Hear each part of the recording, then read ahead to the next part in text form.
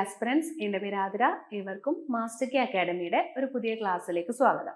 So നമ്മൾ ഇന്നത്തെ ക്ലാസ്സിൽ പഠിക്കാൻ പോകുന്നത് വില്ലേജ് ഫീൽഡ് അസിസ്റ്റന്റുമായിട്ട് ബന്ധപ്പെട്ട കുറച്ച് ക്വസ്റ്റ്യൻസും അതിൻ്റെ ഫാക്ട് ഡിസ്കഷനിലേക്കുമാണ് പോകുന്നത് കേട്ടോ. അപ്പോൾ നമ്മുടെ ടോപ്പിക്കിനെ കവർ ചെയ്തുകൊണ്ട്, നമ്മുടെ സിലബസ് കവർ ചെയ്തുകൊണ്ടാണ് നമ്മൾ ഈ ഒരു ഡിസ്കഷൻ വെച്ചിരിക്കുന്നത്. സോ ഈ ഒരു ഡിസ്കഷൻ നിങ്ങൾ കണ്ടിട്ട് നന്നായിട്ട് മനസ്സിലാക്കി എടുക്കാൻ ശ്രമിക്കുക. Then without any delay, let's get started. So first question, ഏതൊരു പ്രവർത്തനത്തിനും തുല്യവും വിപരീതവുമായ ഒരു പ്രതിപ്രവർത്തനം ഉണ്ടായിരിക്കും. ഇത് ന്യൂട്ടന്റെ എത്രാമത്തെ ചലന നിയമമാണ്? അപ്പൊ ന്യൂട്ടന്റെ ചലന നിയമവുമായി ബന്ധപ്പെട്ട ഒരു ക്വസ്റ്റ്യൻ ആണിത്. അപ്പൊ നമ്മൾ ന്യൂട്ടന്റെ ചലന നിയമങ്ങൾ നമുക്കൊന്ന് നോക്കാം. ന്യൂട്ടൺ പ്രധാനമായിട്ടും 3 ചലന നിയമങ്ങളാണ് മുന്നോട്ട് വെച്ചത്. 3 ചലന നിയമമാണ് മുന്നോട്ട് വെച്ചത്. ഒന്നാം ചലന നിയമം, രണ്ടാം ചലന നിയമം, മൂന്നാം ചലന നിയമം. ഇത്തരത്തില് 3 ചലന നിയമങ്ങളാണ് ന്യൂട്ടനുമായി ബന്ധപ്പെട്ടത്. അപ്പം ചലന നിയമങ്ങൾ ഏതൊക്കെയെന്ന് ഓർത്തു വെക്കുക. ഒന്നാം ചലന നിയമം, രണ്ടാം ചലന നിയമം, മൂന്നാം ചലന നിയമം. ഇതിൽ ഒന്നാം ചലന നിയമം പറയുന്നത് ഒരു വസ്തു എന്ന് പറയുന്നത് ഒന്നെങ്കിൽ അതൊരു നിശ്ചല അവസ്ഥയിലോ അല്ലെങ്കിൽ ഒരു നേർരേഖയിൽ സമചലനത്തിലോ ആയിരിക്കും. ഓക്കെ, അതായത് ഒരു വസ്തുവില് നമ്മൾ ഒരു ബലം കൊടുത്തില്ല എങ്കിൽ ആ വസ്തു ഒന്നെങ്കിൽ അത് നിശ്ചലാവസ്ഥയിൽ ഇരിക്കും, അല്ലെങ്കിൽ അത് നേർരേഖയിൽ സമചലനത്തിലായിരിക്കും.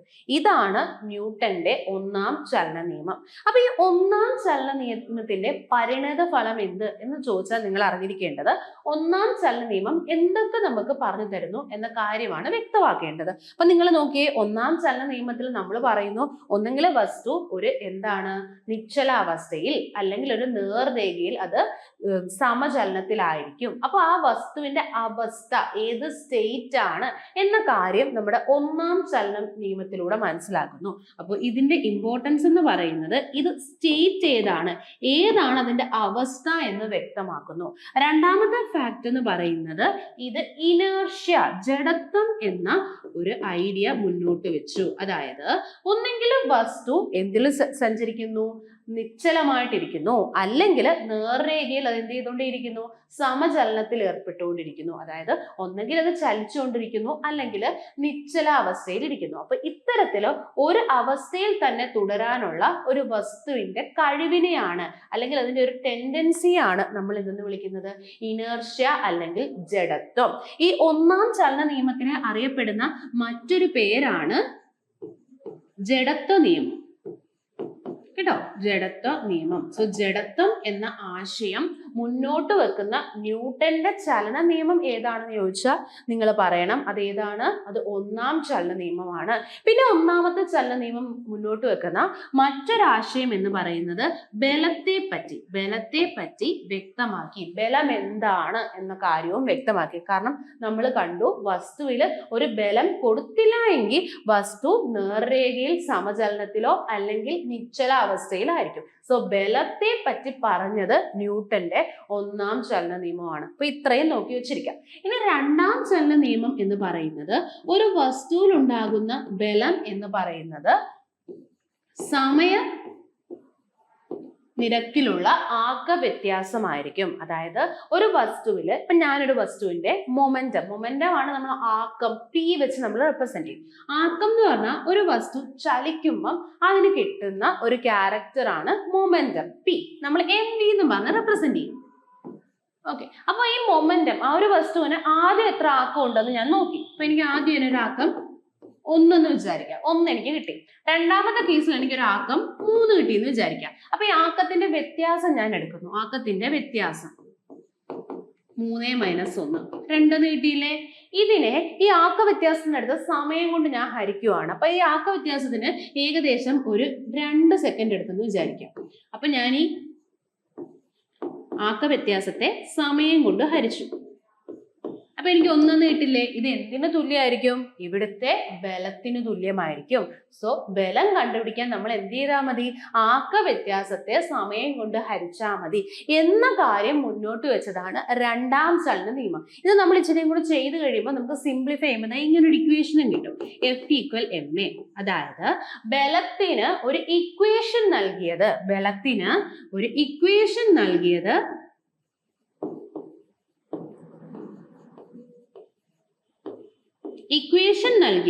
രണ്ടാം ചലന നിയമമാണ്. പക്ഷെ ബലത്തെ പറ്റി മുന്നോട്ട് വെച്ചത് ഏതാ? ഒന്നാം ചലന നിയമമാണ് കേട്ടോ. ബലത്തെ പറ്റി മുന്നോട്ട് വെച്ചത് ഒന്നാം ചലന നിയമം. ബലത്തിന് ഒരു ഇക്വേഷൻ അല്ലെങ്കിൽ ഒരു എക്സ്പ്രഷൻ നൽകിയത് ആരാണ്? രണ്ടാം ചലന നിയമമാണ്. ഇനി നമ്മൾ പഠിക്കുന്നതാണ് മൂന്നാം ചലന നിയമം. നമ്മൾ എപ്പോഴും കേട്ടിട്ടുണ്ട്, ഒരു വസ്തുവിൽ ഉണ്ടാവുന്ന പ്രവർത്തനവും പ്രതിപ്രവർത്തനവും തുല്യവും വിപരീതവുമായിരിക്കും. ഇങ്ങനെയാണ് മൂന്നാമത്തെ ചലന നിയമം. അതായത് ഒരു വസ്തുവിൽ ഒരു പ്രവർത്തനം ഉണ്ടായി, അതിന് തുല്യവും വിപരീതവുമായി പ്രതിപ്രവർത്തനം. ഞാൻ ഇപ്പൊ എഴുതിയേക്കുന്നതിനകത്ത് ഒരു ചെറിയ മിസ്റ്റേക്ക് ഉണ്ട്. നോക്കിയേ, വസ്തുവിൽ ഉണ്ടാവുന്ന പ്രവർത്തനവും പ്രതിപ്രവർത്തനവും തുല്യമാണ്. അപ്പൊ ഇവിടെ എത്ര പ്രവർത്തനം ഉണ്ടായി? ഇപ്പൊ നമുക്ക് ഇവിടെ ഒരു പ്രവർത്തനമായിട്ട് 1 ന്യൂട്ടൺ ഉണ്ടെങ്കിൽ അതിന് തുല്യമായിട്ട് ഒരു പ്രതിപ്രവർത്തനം കാണും, അതും 1 ന്യൂട്ടൺ ആണ്. പക്ഷെ ഇങ്ങനെ എഴുതിയാൽ തുല്യമാണെന്നാണ്. പക്ഷെ വിപരീതം എന്ന് കൊടുക്കണ്ടേ? നമ്മൾ ഈ ഓപ്പോസിറ്റ് വിപരീതമാണ് എന്ന് മനസ്സിലാക്കാൻ നമ്മൾ എപ്പോഴും അതിന് മുന്നിൽ ഒരു നെഗറ്റീവ് സൈനും കൂടെ ഇട്ട് കൊടുക്കണം. അപ്പൊ ഇവിടെ ഒരു മൈനസ് സൈൻ വന്നാലേ ഇത് കറക്റ്റ് ആവൂ. ഓക്കെ, അതായത് പ്രവർത്തനവും പ്രതിപ്രവർത്തനവും തുല്യവും വിപരീതവുമായിരിക്കും. ഇതാണ് മൂന്നാമത്തെ ചലന നിയമം. അതിനൊരു എക്സാമ്പിൾ പറയാം. അതായത് നമ്മൾ ഈ നടക്കാനൊക്കെ സഹായിക്കുന്നത് ന്യൂട്ടന്റെ മൂന്നാമത്തെ ചലന നിയമമാണ്. അപ്പൊ നടക്കുന്ന സമയത്ത് ഒരു വ്യക്തി ഭൂമിയിലേക്ക് ഒരു ബലം കൊടുക്കുന്നു. ഒരു 2 ന്യൂട്ടൺ കൊടുത്തെന്ന് വിചാരിക്കാം. നടക്കുന്ന സമയത്ത് ഭൂമിയിലേക്ക് ഒരു 2 ന്യൂട്ടൺ എന്ത് ചെയ്യുന്നു? ബലം കൊടുക്കുന്നു. അപ്പൊ ഞാൻ നോക്കിയേ, 2 ന്യൂട്ടൺ ബലം നമ്മൾ കൊടുക്കുമല്ലേ? അപ്പൊ ആദ്യം കൊടുക്കുന്ന ബലത്തെ നമ്മൾ വിളിക്കും ആക്ഷൻ അല്ലെങ്കിൽ പ്രവർത്തനം. അപ്പൊ ഇവിടെ ആക്ഷൻ അല്ലെങ്കിൽ പ്രവർത്തനം എന്ന് പറയുന്നത് നമ്മൾ ഭൂമിയിലേക്ക് കൊടുത്ത 2 ന്യൂട്ടൺ ബലമാണ്. അപ്പൊ എന്ത് ചെയ്യും? ഭൂമി ഇതിന് ഇപ്പൊ നമ്മൾ കൊടുത്ത 2 ന്യൂട്ടന് തുല്യവും വിപരീതവുമായിട്ട് മറ്റൊരു ബലം ഈ പേഴ്സണിലേക്ക് കൊടുക്കും. ആദ്യം ഈ ആള് എന്ത് ചെയ്തു? ഭൂമിയിലേക്ക് ഒരു ബലം കൊടുത്തു. ഓക്കെ, ഇനി ഭൂമി ഈ പേഴ്സണിലേക്ക്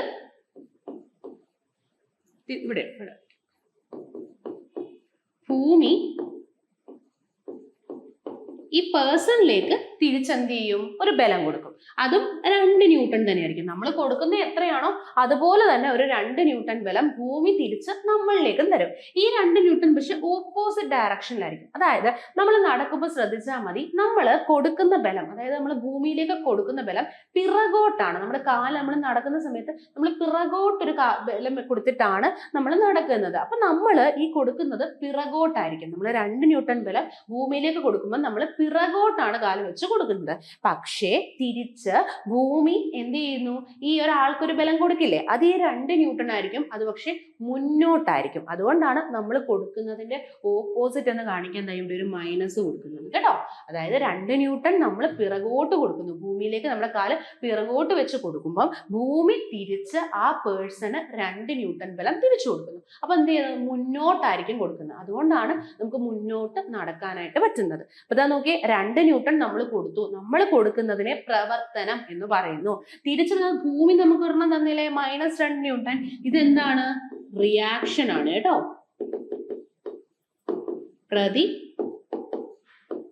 പ്രവർത്തനമാണ്. ഓക്കെ, അപ്പൊ നമ്മുടെ പ്രവർത്തനവും പ്രതിപ്രവർത്തനവും എങ്ങനെയാണ് എന്ന് പറയുന്നതാണ് ന്യൂട്ടന്റെ മൂന്നാം ചലന നിയമം. ഓക്കെ, സോ 3 ചലന നിയമങ്ങൾ നിങ്ങൾക്ക് വ്യക്തമായല്ലോ. അപ്പൊ നമ്മുടെ ക്വസ്റ്റ്യനിലോട്ടൊന്ന് പോയേ. ഏതൊരു പ്രവർത്തനത്തിനും തുല്യവും വിപരീതവുമായ പ്രതിപ്രവർത്തനം ഉണ്ടായിരിക്കും. ഇത് ന്യൂട്ടന്റെ എത്രാമത്തെ ചലന നിയമമാണ്? ഇപ്പൊ നമ്മൾ കണ്ടു, ഒരു വസ്തുവിൽ ഉണ്ടാവുന്ന ആക്ഷന് തുല്യവും വിപരീതം പറയുമ്പോൾ നമ്മൾ മൈനസ് സിമ്പൽ കൊടുക്കണം. ഒരു പ്രതിപ്രവർത്തനം ഉണ്ടാവും. ആക്ഷനും റിയാക്ഷനും ഈക്വൽ ആണ്, ഓപ്പോസിറ്റ് ആണ്. ഇത് ഏത് നിയമമാണ്? മൂന്നാമത്തെ ചലന നിയമമാണ് അല്ലെ. അപ്പൊ ഒന്നാമത്തെ ചലന നിയമം നമുക്ക് എന്താ നൽകിയത്? ഫോഴ്സിനെ പറ്റിയാണ് അല്ലെ, ബലത്തെ പറ്റി നൽകി. അതോടൊപ്പം ഇനേർഷ്യ, ജഡത്വം എന്ന ആശയം മുന്നോട്ട് വെക്കുന്നു. അവസ്ഥ, സ്റ്റേറ്റിനെ പറ്റി മനസ്സിലാക്കുന്നു. രണ്ടാം ചലന നിയമം നമുക്ക് ഇക്വേഷൻ നൽകി. ഫോഴ്സിന്റെ ഇക്വേഷൻ MA അല്ലെങ്കിൽ dP/dt എന്നുള്ള ഇക്വേഷൻ നൽകിയത് രണ്ടാം ചലന നിയമമാണ്. മൂന്നാം ചലന നിയമം ആക്ഷനും റിയാക്ഷനെയും പറ്റി പറയുന്നു. നാലാം ചലന നിയമം ഇല്ല കേട്ടോ. അങ്ങനെ ഒരു നാലാമത്തെ ചലന നിയമം എന്ന് പറഞ്ഞൊരു നിയമം ഇല്ല. ഓക്കെ, ഇനി നമ്മുടെ രണ്ടാമത്തെ ക്വസ്റ്റ്യൻ നോക്കിയേ. സ്ഥിരകാന്തങ്ങൾ നിർമ്മിക്കാൻ ഉപയോഗിക്കുന്നത് ഏത് ലോഹസങ്കരമാണ്? ഇതൊരു ലോഹസങ്കരം എന്നുള്ള ഒരു ടോപ്പിക്കുമായിട്ട് ബന്ധപ്പെട്ടാണ്. അപ്പൊ നമ്മൾ ഇതൊന്നും അറിഞ്ഞിരിക്കണം. അപ്പൊ മെയിൻ ആയിട്ട് നമ്മൾ ഈ അൽനിക്കോ, സ്റ്റെയിൻലെസ് സ്റ്റീൽ, നിക്രോം, ഇതിന്റെ 3 കാര്യമാണ് നമ്മുടെ ടെക്സ്റ്റിൽ കൊടുത്തിരിക്കുന്നത്. അപ്പോൾ നമുക്ക് അറിഞ്ഞിരിക്കണം. അപ്പൊ നമ്മൾ നോക്കിയേ, ഈ സ്ഥിരകാന്തങ്ങൾ നിർമ്മിക്കാൻ നമ്മൾ ഉപയോഗിക്കുന്ന ലോഹസങ്കരമാണ് അൽനിക്കോ. അൽനിക്കോ ഓർത്തു വെക്കണേ. സ്ഥിരകാന്തങ്ങൾ, നമ്മൾ പെർമനന്റ് മാഗ്നറ്റ്, സ്ഥിരകാന്തങ്ങൾ ഉപയോഗിക്കാൻ നമ്മൾ ഉപയോഗിക്കുന്നത് ആരെയാണ്? അൽനിക്കോ. അപ്പൊ ഈ അൽനിക്കോ ഇത് മാത്രം പഠിച്ചാൽ പോരാ. അൽനിക്കോയിൽ ആരൊക്കെ അടങ്ങിയിരിക്കുന്നു എന്ന് നമ്മൾ അറിഞ്ഞിരിക്കണം. അൽനിക്കോയിൽ അടങ്ങിയിരിക്കുന്ന AL എന്ന് പറഞ്ഞാൽ നമ്മൾ അലൂമിനിയം എന്ന് പറയുന്ന മെറ്റലിനെ റെപ്രസെന്റ് ചെയ്യാനാണ് കേട്ടോ AL യൂസ് ചെയ്യുന്നത്. അലൂമിനിയം. അടുത്തത് Ni എന്ന് പറഞ്ഞാൽ നിക്കൽ. CO എന്ന് പറയുമ്പോൾ കൊബാൾട്ട്. അപ്പൊ ആരൊക്കെയാണ്? Aluminium, nickel, cobalt. പക്ഷെ ഒരാളും കൂടെ ഉണ്ട്. അപ്പൊ അതുകൊണ്ട് നമ്മൾ ഈ അൽനിക്കോയാണ് സ്ഥിരകാന്തം നിർമ്മിക്കാൻ ഉപയോഗിക്കുന്നത്. പക്ഷെ നിങ്ങൾ ഇങ്ങനെ ഓർക്കണം, അൽനിക്കോഫി, അങ്ങനെ ആലോചിച്ചാൽ മതി. അൽനിക്കോഫി ഓർത്തു വെച്ചിരിക്കുക. അൽനിക്കോയാണ് നമ്മൾ സ്ഥിരകാന്തം നിർമ്മിക്കാൻ ഉപയോഗിക്കുന്ന ലോഹസങ്കരം എന്ന് ചോദിച്ചാൽ അൽനിക്കോയാണ്. ഈ അൽനിക്കോയിൽ ആരൊക്കെ അടങ്ങിയിരിക്കുന്നു എന്ന് നമുക്ക് ഓർത്തിരിക്കാൻ ഈ കോഡ് ഉപയോഗിക്കണം. അൽനിക്കോഫി, അതായത് അലൂമിനിയം ഉണ്ട്, നിക്കൽ ഉണ്ട്, കൊബാൾട്ട് ഉണ്ട്. ഈ Fe എന്ന് പറഞ്ഞാൽ ആരാ? നമ്മുടെ അയൺ ആണ് കേട്ടോ. അപ്പൊ നമ്മൾ ചിലരുടെ പേര് എഴുതുമ്പോൾ അവരുടെ ലാറ്റിൻ നെയിം വെച്ചിട്ട് നമുക്ക് എഴുതാൻ പറ്റും. അതായത് നമ്മളിപ്പോ അലൂമിനിയത്തിന്റെ കേസിൽ നമ്മൾ ഡയറക്റ്റ് AL എന്ന് എഴുതിയില്ലേ, നിക്കലിന്റെ കേസിൽ ഡയറക്റ്റ് Ni എന്ന് എഴുതാം, കൊബാൾട്ടിന്റെ കേസിൽ ഡയറക്റ്റ് CO. അവരുടെ ഫസ്റ്റ് 2 ലെറ്റേഴ്സ് വെച്ച് നമുക്ക് റെപ്രസെന്റ് ചെയ്യാം. പക്ഷെ നമുക്കിപ്പം അയണിന്റെ കേസിൽ എനിക്ക് IR എന്നൊന്നും എഴുതാൻ പറ്റത്തില്ല. കാരണം ഈ അലൂമിനിയം, ഈ അയണിന്റെ കേസിൽ അയണിന് എന്തുണ്ട്? ഒരു ലാറ്റിൻ നെയിം ഉണ്ട്. അയണിന്റെ ലാറ്റിൻ പേരാണ് ഫെറം. കേട്ടോ. അപ്പൊ നമ്മൾ ഈ ഫെറത്തിന്റെ ഫസ്റ്റ് 2 ലെറ്റേഴ്സ് വേണം യൂസ് ചെയ്യാൻ, Fe. സോ അൽനിക്കോഫിയിലെ Fe ആരാണ്? അയൺ. ഓക്കെ, അപ്പൊ ഇത്രയും മനസ്സിലായല്ലോ. പെർമനന്റ് മാഗ്നറ്റ് മേക്ക് ചെയ്യാൻ നമ്മൾ അൽനിക്കോയെ യൂസ് ചെയ്യും. അൽനിക്കോയിൽ ആരൊക്കെയുണ്ട്? Aluminium, nickel, cobalt, iron. ഇനി അടുത്ത ഓപ്ഷൻ എന്ന് പറയുന്നത് നിക്രോം ആയിരുന്നു. ഈ നിക്രോം എന്ന് പറയുന്ന ലോഹസങ്കരം നമ്മളെ ഹീറ്റിംഗ് കോയിൽ ഇല്ലേ, നമ്മൾ പല ഉപകരണങ്ങളിലുള്ള ഹീറ്റിംഗ് കോയിൽ, ചൂടാക്കാനൊക്കെ ഉപയോഗിക്കുന്ന ഹീറ്റിംഗ് കോയിൽ. അപ്പൊ ഈ ഹീറ്റിംഗ് കോയിൽ നിർമ്മിക്കുന്നത് നിക്രോം വെച്ചിട്ടാണ്. അപ്പൊ ഈ നിക്രോമിൽ ആരൊക്കെ ഉണ്ടെന്ന് നോക്കാം. നീ എന്ന് പറയുമ്പോൾ തന്നെ നമുക്കറിയാം നിക്കൽ ഉണ്ട്. അടുത്തത് ക്രോ വെച്ചിട്ട് ആരാണ്? ക്രോമിയം. പക്ഷെ ഇത് മാത്രമല്ല കേട്ടോ, ഇനി 2 പേരും കൂടെ ഉണ്ട്. അപ്പൊ ഇത് നമുക്ക് പഠിക്കാനായിട്ട് കോഡ് വേണ്ടേ? ആരൊക്കെയാണ് നിക്രോമിലുള്ളതെന്ന് പഠിച്ചെടുക്കാനായിട്ട് കോഡ് വേണ്ടേ? അപ്പൊ ഈ കോഡ് നിങ്ങൾ യൂസ് ചെയ്താൽ മതി. നിക്രോഫെക്. എന്താ? നിക്രോഫെക്. Nickel, chromium. Fe നമ്മളിപ്പോ കണ്ടു അല്ലെ. Fe എന്ന് പറഞ്ഞാൽ നമ്മൾ പറഞ്ഞു അത് അയൺ ആണ്. Fe ആരാണ്? അയൺ ആണ്. അടുത്ത നോക്കിയേ C എന്ന് പറഞ്ഞാൽ നമ്മുടെ carbon. Okay, so nichrome, heating coil ഉപയോഗിക്കുന്ന നിക്രോമിൽ ആരൊക്കെ ഉണ്ടെന്ന് നോക്കിയേ. Nickel, chromium, iron, carbon. ഈ ഹീറ്റിംഗ് കോയിലുള്ള നിക്രോം എന്നുള്ളത് ഓർത്തു വെക്കുക. ഹീറ്റിംഗ് കോയിൽ ആരുകൊണ്ട് നിർമ്മിച്ചിരിക്കുന്നു? ഏത് ലോഹസങ്കരമാണെന്ന് വെച്ചാൽ നിക്രോം. നിക്രോമിൽ ആരൊക്കെ ഉണ്ടെന്ന് ചോദിച്ചാൽ ഉള്ള കോഡാണ് നമ്മുടെ നിക്രോഫെക്. തിരിഞ്ഞു പോകല്ലേ കേട്ടോ. ഹീറ്റിംഗ് കോയിൽ ആരാണ് നിർമ്മിച്ചിരിക്കുന്നതെന്ന് ചോദിച്ചാൽ നിക്രോം ആണ്. നിക്രോമിൽ ആരൊക്കെ ഉണ്ടെന്ന് ചോദിച്ചാൽ നിങ്ങൾ എഴുതണം നിക്കൽ, ക്രോമിയം, അയൺ, കാർബൺ. അടുത്ത ക്വസ്റ്റ്യൻ എന്ന് പറയുന്നത് സ്റ്റെയിൻലെസ് സ്റ്റീൽ ആണ്.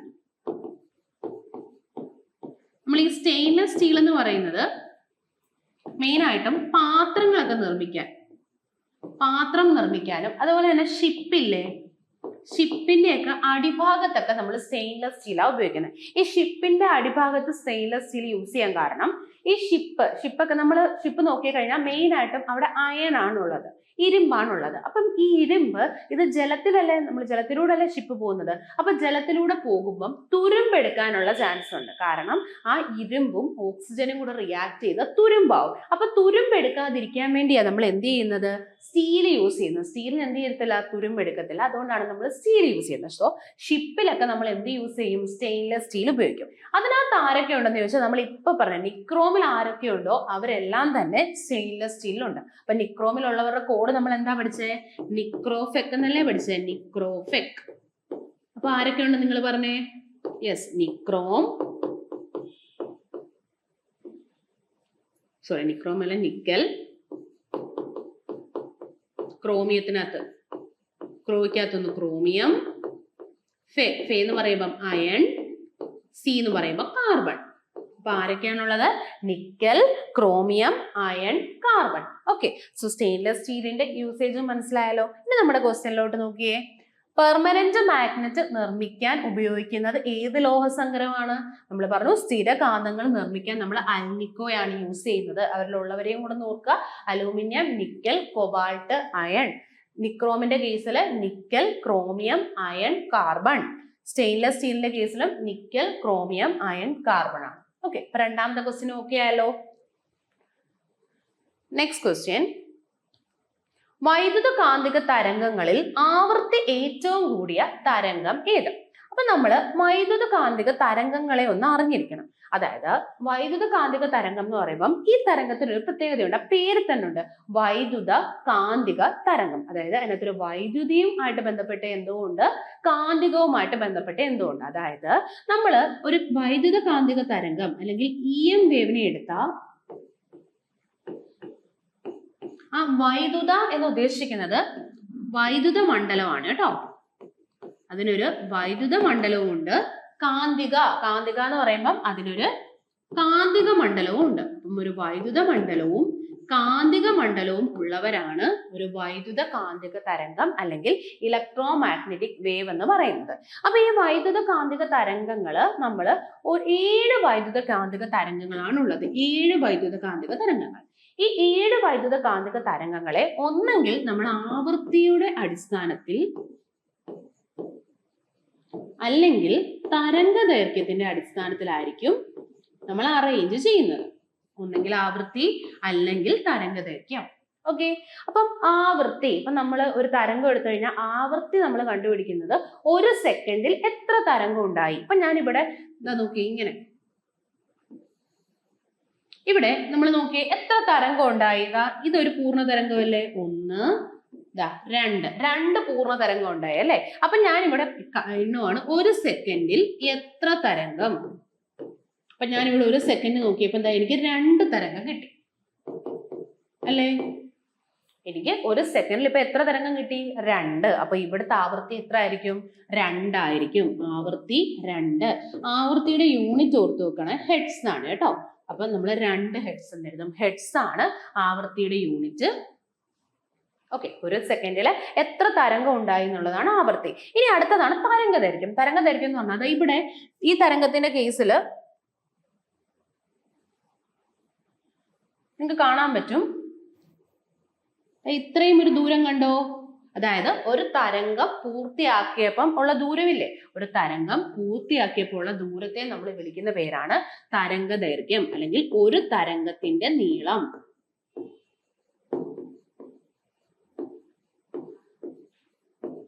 ഓക്കെ, ഇപ്പൊ 2 കാര്യങ്ങളാണ്, 2 കാര്യങ്ങളുടെ ബേസിലാണ് നമ്മൾ 7 EM തരംഗങ്ങളെ അറേഞ്ച് ചെയ്യുന്നത്. ഒന്നെങ്കിൽ അവരുടെ ആവൃത്തി, രണ്ടാമത്തത് അവരുടെ തരംഗ ദൈർഘ്യം. ഇനി ഏതൊക്കെയാണ് ആ 7 പേര്, അവരുടെ ഓർഡറും കൂടെ നമ്മൾ ജസ്റ്റ് ഒന്ന് അറിഞ്ഞിരിക്കണം. അപ്പൊ നമ്മൾ ഈ 7 പേരെ നമ്മൾ പഠിക്കാൻ വേണ്ടി യൂസ് ചെയ്യുന്ന ഒരു കോഡുണ്ട്, നോക്കണേ.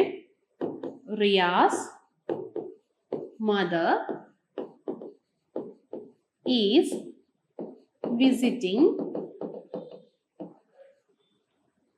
uncle Saviour's garden. Riyas mother is visiting uncle Xavier's garden. ഇതാണ് നമ്മുടെ കോഡ്. അപ്പൊ ഇതിന്റെ എല്ലാത്തിനെയും ഫസ്റ്റ് ലെറ്റർ വെച്ചിട്ട് നമുക്ക് 7 തരംഗങ്ങളെ എഴുതാം. 6 എന്ന് പറയുന്നത് റേഡിയോ തരംഗങ്ങളാണ് കേട്ടോ. റേഡിയോ, മദറിന്റെ എം മൈക്രോ, ഐ എന്ന് പറയുന്നത് ഇൻഫ്രാറെഡ്, വി എന്ന് പറയുന്നത് വിസിബിൾ, യു എന്ന് പറയുന്നത് യു വി, എക്സ് എന്ന് പറയുന്നത് എക്സ്റേ, ജി എന്ന് പറയുന്നത് ഗാമ. ഇതാണ് 7 EM തരംഗങ്ങൾ. ഒന്ന് നോക്കിയേ. Riya's mother is visiting uncle Xavier's garden. റിയയുടെ 6 radio, micro, infra, visible, U V, x-ray, gamma. അപ്പൊ ഇതാണ് 7 തരംഗങ്ങൾ. ഇത്രയും നിങ്ങൾ ഓർത്തു വെക്കുക. ഇനി നിങ്ങൾ അറിഞ്ഞിരിക്കേണ്ടത്, നമ്മൾ ഈ ഒരു കോഡ് ഓർത്തു വെക്കുന്നത് ഇപ്പൊ ആരുടെ ഇടയിലാണ് അങ്ങനെ ഒരു ക്വസ്റ്റ്യൻ വന്നാൽ, ഇപ്പം റേഡിയോയ്ക്കും വിസിബിളിനും ഇടയിലുള്ളത് എന്ന് ചോദിച്ചാൽ നിങ്ങൾക്ക് മൈക്രോ, ഇൻഫ്രാ പറയാം. ഇനി കുറച്ച് കഴിഞ്ഞ് നമ്മുടെ ഫ്രീക്വൻസി ബേസിസിൽ വരും. അപ്പൊ നിങ്ങൾ ഇത് കൺഫ്യൂഷൻ ആവാതിരിക്കാൻ നിങ്ങൾ 2 പേരുടെ കാര്യം വെച്ച് ചെയ്ത് പഠിക്കാവൂ. ഒന്ന് നമ്മളുടെ എൻജിൽ കിടക്കുന്ന റേഡിയോ, അടുത്തത് അടുത്ത എൻജിൽ കിടക്കുന്ന ഗാമ. അപ്പൊ ഇവരെ 2 പേരെയും ബേസ് ചെയ്ത് വേണം നമ്മൾ ഈ ഒരു പ്രോബ്ലം ചോദിച്ചാൽ പറയാനായിട്ട്. അപ്പൊ നമുക്ക് നോക്കാം. ഇവര് നമ്മൾ പറഞ്ഞു ഒന്നെങ്കിൽ ഇവര് ആവൃത്തിയുടെ അടിസ്ഥാനത്തിലായിരിക്കും, അല്ലെങ്കിൽ തരംഗ ദൈർഘ്യത്തിന്റെ അടിസ്ഥാനത്തിലായിരിക്കും. അപ്പൊ അതാ നോക്കിയേ, നമുക്ക് ഇവിടെ കാണാൻ പറ്റും. ആവൃത്തി നോക്കിയാൽ ആവൃത്തി ഏറ്റവും കൂടുതലുള്ള റേഡിയേഷൻ ആണ് ഗാമ കേട്ടോ. നമ്മുടെ മനുഷ്യ ശരീരത്തിലൂടെ ഒക്കെ തുളച്ചു കയറാൻ കഴിവുള്ള EM തരംഗമാണ് ഗാമ റേസ് എന്ന് പറയുന്നത് കേട്ടോ. അപ്പൊ ആവൃത്തി ഏറ്റവും കൂടുതൽ, ആവൃത്തി ഹൈ ആയിട്ടുള്ളത് ആർക്കാണ്?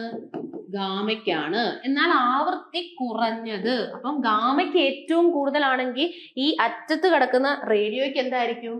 ഏറ്റവും കുറവാണ്. റേഡിയോ ഫ്രീക്വൻസിക്കാണ് ആവൃത്തി ഏറ്റവും കുറവ്. ഓക്കെ, അപ്പൊ ആവൃത്തി ഏറ്റവും കൂടുതൽ ആർക്കാണ്? ഗാമ. ആവൃത്തി ഏറ്റവും കൂടുതൽ ആർക്കാണ്? റേഡിയോ. അപ്പൊ ഇവിടെ നോക്കിയേ, നമ്മൾ ആവൃത്തി ഏറ്റവും കുറഞ്ഞ റേഡിയോയിൽ നിന്നും ആവൃത്തി കൂടിയ ഗാമയിലേക്കല്ലേ അറേഞ്ച് ചെയ്തേ. അതുകൊണ്ട് ഇതിനെ എന്തെന്ന് വിളിക്കാം? EM spectrum. അപ്പൊ നേരത്തെ നമ്മൾ പറഞ്ഞില്ലേ ആവൃത്തിയുടെ അടിസ്ഥാനത്തിൽ. ഇവിടെ നമുക്ക് കാണാൻ പറ്റും ആവൃത്തി കൂടുന്ന അടിസ്ഥാനത്തിലാണ് നമ്മൾ ഇവരെ അറേഞ്ച് ചെയ്തത്. അതുകൊണ്ട് നമുക്ക് ഇവരെ EM സ്പെക്ട്രം ആയിട്ട് പറയാം. ഇനി നമ്മൾ നോക്കേണ്ടത് വേവ് ലെങ്ത് ആണ്. പക്ഷെ നിങ്ങളൊന്ന് ഓർത്തു വെക്കുക, ആവൃത്തി പഠിക്കുമ്പോൾ നിങ്ങൾ എപ്പോഴും ആലോചിക്കേണ്ട ആളാണ് എനർജി. കാരണം ആവൃത്തിയും എനർജിയും നേരനുപാതത്തിലാണ്. നേരനുപാതത്തിൽ എന്ന് പറഞ്ഞാൽ ഒരാൾ കൂടിക്കഴിഞ്ഞാൽ അടുത്ത ആളും കൂടും. അതാണ് കേട്ടോ നേരനുപാതം. ഇപ്പൊ ഞാൻ ആവൃത്തി കൂട്ടിക്കഴിഞ്ഞാൽ അതിനർത്ഥം എന്ത് ചെയ്യും? അവിടുത്തെ ഊർജവും കൂടും. രണ്ടും നേരനുപാതമാണ്. അതായത് ഒരാൾ കൂടിയാൽ ഉറപ്പായിട്ടും അടുത്തവരും കൂടണം. ഇവിടെ ഞാൻ ആവൃത്തി കൂട്ടിക്കഴിഞ്ഞാൽ ഉറപ്പായിട്ടും ആ വസ്തുവിന്റെ ഊർജം കൂടും. അപ്പൊ നിങ്ങൾക്ക് ഒരു ബോണസ് പോയിന്റ് പോലെ പഠിക്കാം. ആവൃത്തി ഏറ്റവും കൂടുതൽ ആർക്കാണ്? ഗാമയ്ക്കല്ലേ. അപ്പൊ ഗാമയ്ക്ക് എന്തും കൂടുതലായിരിക്കും? എനർജിയും കൂടുതലായിരിക്കും. ഇനി ആവൃത്തി ഏറ്റവും കുറവ് ആർക്കാണ്? റേഡിയോയ്ക്കാണ് അല്ലേ. അപ്പൊ റേഡിയോയ്ക്ക് എന്തും കുറവായിരിക്കും? എനർജിയും ഏറ്റവും കുറവ്. ഓക്കെ, ഇനി അടുത്ത് അറിഞ്ഞിരിക്കേണ്ടത് ആവൃത്തി നോക്കിക്കഴിഞ്ഞു. ആവൃത്തി നമ്മൾ പഠിച്ചു. ഇതിന്റെ ഓപ്പോസിറ്റ് ആയിരിക്കും തരംഗദൈർഘ്യം. അതായത് നമുക്കറിയാം ആവൃത്തി ഏറ്റവും കൂടുതൽ, ആവൃത്തി ഹൈ ആയിട്ടുള്ളത് ഗാമയ്ക്കാണ്. ഗാമയ്ക്ക് ആവൃത്തി ഹൈ ആണ് അല്ലേ, ഫ്രീക്വൻസി കൂടുതലാണ്. അതുകൊണ്ട് ഉറപ്പായിട്ടും ഗാമയ്ക്ക് എന്ത് കുറവായിരിക്കും? തരംഗദൈർഘ്യം കുറവായിരിക്കും. ഗാമയ്ക്ക് തരംഗദൈർഘ്യം കുറവ് കേട്ടോ. അങ്ങനെ ആലോചിച്ചാൽ മതി. ആർക്കാണോ ഫ്രീക്വൻസി കൂടുതൽ, നമ്മൾ പഠിച്ചു ഏറ്റവും കൂടുതൽ ഫ്രീക്വൻസി ഗാമയ്ക്കാണ്. അതുകൊണ്ട് ഉറപ്പായിട്ടും അതിന്റെ തരംഗദൈർഘ്യം എന്തായിരിക്കും? കുറവായിരിക്കും. അങ്ങനെയാണ് നിങ്ങൾ ഇവിടെ പറഞ്ഞേ. റേഡിയോയ്ക്ക് എന്ത് കുറവാണ്? റേഡിയോയ്ക്ക് ഫ്രീക്വൻസി ഏറ്റവും കുറവാണ് അല്ലെ. ഫ്രീക്വൻസി ഏറ്റവും കുറവ് റേഡിയോയ്ക്കാണ്. അതുകൊണ്ട് ഉറപ്പായിട്ടും തരംഗദൈർഘ്യം കൂടുതൽ ആർക്കാണ്? നമ്മുടെ റേഡിയോയ്ക്കാണ്. അപ്പൊ ഇങ്ങനെ ഒരെണ്ണം പഠിച്ചാൽ മതി. എല്ലാം കൂടെ പഠിച്ചാൽ നിങ്ങൾ കൺഫ്യൂഷൻ ആവും. നിങ്ങൾ ഒരെണ്ണം ഓർത്ത് വെക്കുക. ഗാമയ്ക്ക് എപ്പോഴും ഫ്രീക്വൻസി കൂടുതൽ, എനർജി കൂടുതൽ, വേവ് ലെങ്ത് കുറവ്. ഗാമയ്ക്ക് ഫ്രീക്വൻസി കൂടുതൽ, എനർജി കൂടുതൽ, വേവ് ലെങ്ത് കുറവ്. അത്രയും ഓർത്താൽ മതി. അപ്പൊ അതിന്റെ ഓപ്പോസിറ്റ് ആയിരിക്കും റേഡിയോ എന്ന് മനസ്സിലാക്കിയാൽ മതി. അപ്പൊ ഇവിടെ നമുക്ക് കാണാം തരംഗദൈർഘ്യം കുറഞ്ഞു വരുന്ന രീതിയിൽ അറേഞ്ച് ചെയ്യുന്നത് അല്ലെ. തരംഗദൈർഘ്യം കൂടിയ ആള് റേഡിയോ ഇവിടെ കിടക്കുന്നു, തരംഗദൈർഘ്യം കുറഞ്ഞ ആള് ഗാമ. അപ്പൊ തരംഗദൈർഘ്യം കുറഞ്ഞ രീതിയിലോ അറേഞ്ച് ചെയ്യാം, അല്ലെങ്കിൽ ആവൃത്തി കൂടുന്ന രീതിയിലോ അറേഞ്ച് ചെയ്യാം. രണ്ടും ചെയ്താലും നമുക്ക് എന്താ കിട്ടുന്നത്? EM സ്പെക്ട്രം ആണ്. ഇനി നമ്മുടെ ക്വസ്റ്റ്യൻ വരാൻ ചാൻസ് ഇതിനകത്ത് ആർക്കാണ്, ഇതിനകത്ത് ഓരോരുത്തരെയും മിസ്സാക്കി തന്നിട്ട് ചോദിക്കും ഇവർക്ക് ആർക്കാണ് ഏറ്റവും കൂടുതൽ തരംഗദൈർഘ്യം അല്ലെങ്കിൽ തരംഗദൈർഘ്യത്തിന്റെ ഓർഡർ ഏത്? ഓക്കെ, അപ്പൊ നിങ്ങൾ ഒരു ഓർഡർ പഠിച്ചിട്ട് അതിന്റെ ഓപ്പോസിറ്റ് ആണ് അടുത്തതെന്ന് മനസ്സിലാക്കി വെച്ചാൽ മതി കേട്ടോ ഈ ഒരു ക്വസ്റ്റ്യൻ. അപ്പൊ നമ്മുടെ ക്വസ്റ്റ്യനിലോട്ട് പോയേ. വൈദ്യുത കാന്തിക തരംഗങ്ങളിൽ ആവൃത്തി ഏറ്റവും കൂടിയ തരംഗം നമ്മളിപ്പോ കണ്ടു. ആവൃത്തി ഏറ്റവും കൂടുതൽ, എനർജി ഏറ്റവും കൂടുതൽ ആർക്കാ? ഗാമ. ഓക്കെ, അപ്പൊ നമ്മൾക്ക് നല്ല എനർജി ആണെങ്കിൽ നമുക്ക് നല്ല ഗമയാണ്, അങ്ങനെ ആലോചിച്ചാൽ മതി കേട്ടോ. നല്ല എനർജി ഉള്ളവർക്കൊക്കെ ഭയങ്കര ഗമയല്ലേ, അയ്യോ ഞങ്ങൾക്ക് നല്ല എനർജി ഉണ്ട്. സോ ഗാമയ്ക്ക് എന്താ കൂടുതൽ? എനർജി കൂടുതൽ. എനർജി എന്ന് പറയുമ്പോൾ ഫ്രീക്വൻസി കൂടുതലായിരിക്കും, അങ്ങനെ ആലോചിച്ചാൽ മതി. Okay, next question. ഭൂമിയുടെ ധ്രുവ പ്രദേശത്ത് വെച്ച് മാസും ഭാരവും നിർണയിച്ച ഒരു വസ്തുവിനെ ഭൂമധ്യരേഖയ്ക്കടുത്തേക്ക് വെച്ചിരിക്കുന്നു. ഇതുമായി ബന്ധപ്പെട്ട് ശരിയായ പ്രസ്താവന ഏത്? അപ്പൊ നമ്മൾ ഈ ഒരു ക്വസ്റ്റ്യൻ എപ്പോഴും നമ്മുടെ മാരത്തണിൽ നമ്മൾ കാണുന്ന ഒരു ക്വസ്റ്റ്യൻ ആണ് ഈ ഒരു ഗ്രാവിറ്റേഷൻ. ഗ്രാവിറ്റേഷൻ ഭയങ്കര ഇഷ്ടമാണ് കേട്ടോ PSCക്ക്, അതുകൊണ്ട് അത് പഠിക്കുകയും വേണം. അപ്പൊ നമുക്ക് ഈ ഒരു ക്വസ്റ്റ്യനും നന്നായിട്ടൊന്ന് മനസ്സിലാക്കാം. അപ്പൊ നമ്മൾ G എന്താണ് എന്നൊന്ന് അറിഞ്ഞിരിക്കണം. ജി എന്ന് പറഞ്ഞാൽ ഇപ്പൊ നമുക്കറിയാം എല്ലാ ഒരു വസ്തുവിന്റെ കേസിൽ എല്ലാ വസ്തുക്കൾക്കും ഒരു ത്വരണം ഉണ്ടല്ലേ. എല്ലാ വസ്തുക്കൾക്കും ഒരു ത്വരണം അല്ലെങ്കിൽ ആക്സിലറേഷൻ നമ്മൾ പറയും. വസ്തുക്കൾ ചലിക്കുകയാണെങ്കിൽ ചലിക്കുന്ന വസ്തുവിന് എന്ത് കാണും? പ്രവേഗത കാണും. അതുകൊണ്ട് അവർക്ക് എന്തായാലും പ്രവേഗം കാണും, ത്വരണം ഒക്കെ കാണും. ഇനി ഒരു വസ്തുവിന്റെ കേസിൽ ആ ഒരു വസ്തുവില് ഭൂമിയുടെ ഗുരുത്വാകർഷണ ബലം മാത്രമുള്ളപ്പോൾ, ഭൂമി ഗുരുത്വാകർഷണ ബലം മാത്രം പ്രയോഗിക്കുമ്പോൾ അതിനുണ്ടാകുന്ന ത്വരണത്തെ നമ്മൾ എന്ത് വിളിക്കും? ആക്സിലറേഷൻ ഡ്യൂ ടു ഗ്രാവിറ്റി അല്ലെങ്കിൽ ഭൂഗുരുത്വ ത്വരണം. ഇതാണ് സാധാരണ ത്വരണവും ഭൂഗുരുത്വ ത്വരണവും തമ്മിലുള്ള വ്യത്യാസം കേട്ടോ. അതായത് സാധാരണ ത്വരണം എന്ന് പറഞ്ഞാൽ ഒരു വസ്തുവിന്റെ വേഗതയ്ക്ക് വ്യത്യാസം ഉണ്ടാകുമ്പോഴാണ് ത്വരണം ഉണ്ടാകുന്നത്. പക്ഷേ ഇനി ഒരു വസ്തുവില് ഭൂമിയുടെ ഗുരുത്വാകർഷണം ബലം മാത്രമുള്ളപ്പം ഈ ത്വരണത്തെ നമ്മൾ ത്വരണം എന്ന് വിളിക്കരുത്. പകരം നമ്മൾ എന്ത് വിളിക്കണം? ആക്സിലറേഷൻ ഡ്യൂ ടു ഗ്രാവിറ്റി, അതായത് ഭൂഗുരുത്വ ത്വരണം എന്നൊരു പ്രത്യേക പേര് അതിനങ്ങ് കൊടുക്കും. അതായത് ഫോഴ്സ് ഓഫ് ഗ്രാവിറ്റി. അതിനകത്ത് ഗുരുത്വാകർഷണ ബലം മാത്രമുള്ളൂ. ഒരു വസ്തുവിൽ താഴോട്ട് വീഴുന്നു, അവിടെ ഗുരുത്വാകർഷണ ബലം മാത്രമേ ഉള്ളൂ എങ്കിൽ നമ്മൾ വിളിക്കും അവിടെ ഉണ്ടാവുന്ന ത്വരണത്തെ വിളിക്കുന്ന പേരാണ് ആക്സിലറേഷൻ ഡ്യൂ ടു ഗ്രാവിറ്റി. ഇതിനെ നമ്മൾ സ്മോൾ ലെറ്റർ G കൊണ്ടാണ് റെപ്രസെന്റ് ചെയ്യുന്നത്. ഇതിന്റെ യൂഷ്വൽ വാല്യൂ നോക്കിയാൽ നമുക്ക് കാണാം 9.8 മീറ്റർ പെർ സെക്കൻഡ് സ്ക്വയർ.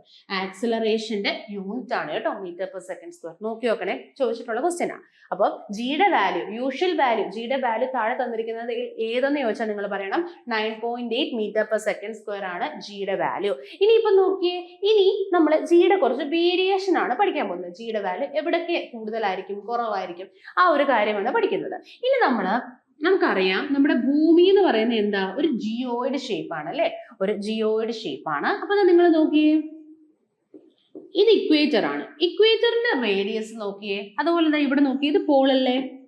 അപ്പൊ പോളിന്റെ റേഡിയസ് നോക്കിയേ, ഇവിടെ ആരുടെ റേഡിയസ് ആണ് കൂടുതൽ? ഇക്വേറ്റർ റേഡിയസ് ആണ് അല്ലെ കൂടുതൽ.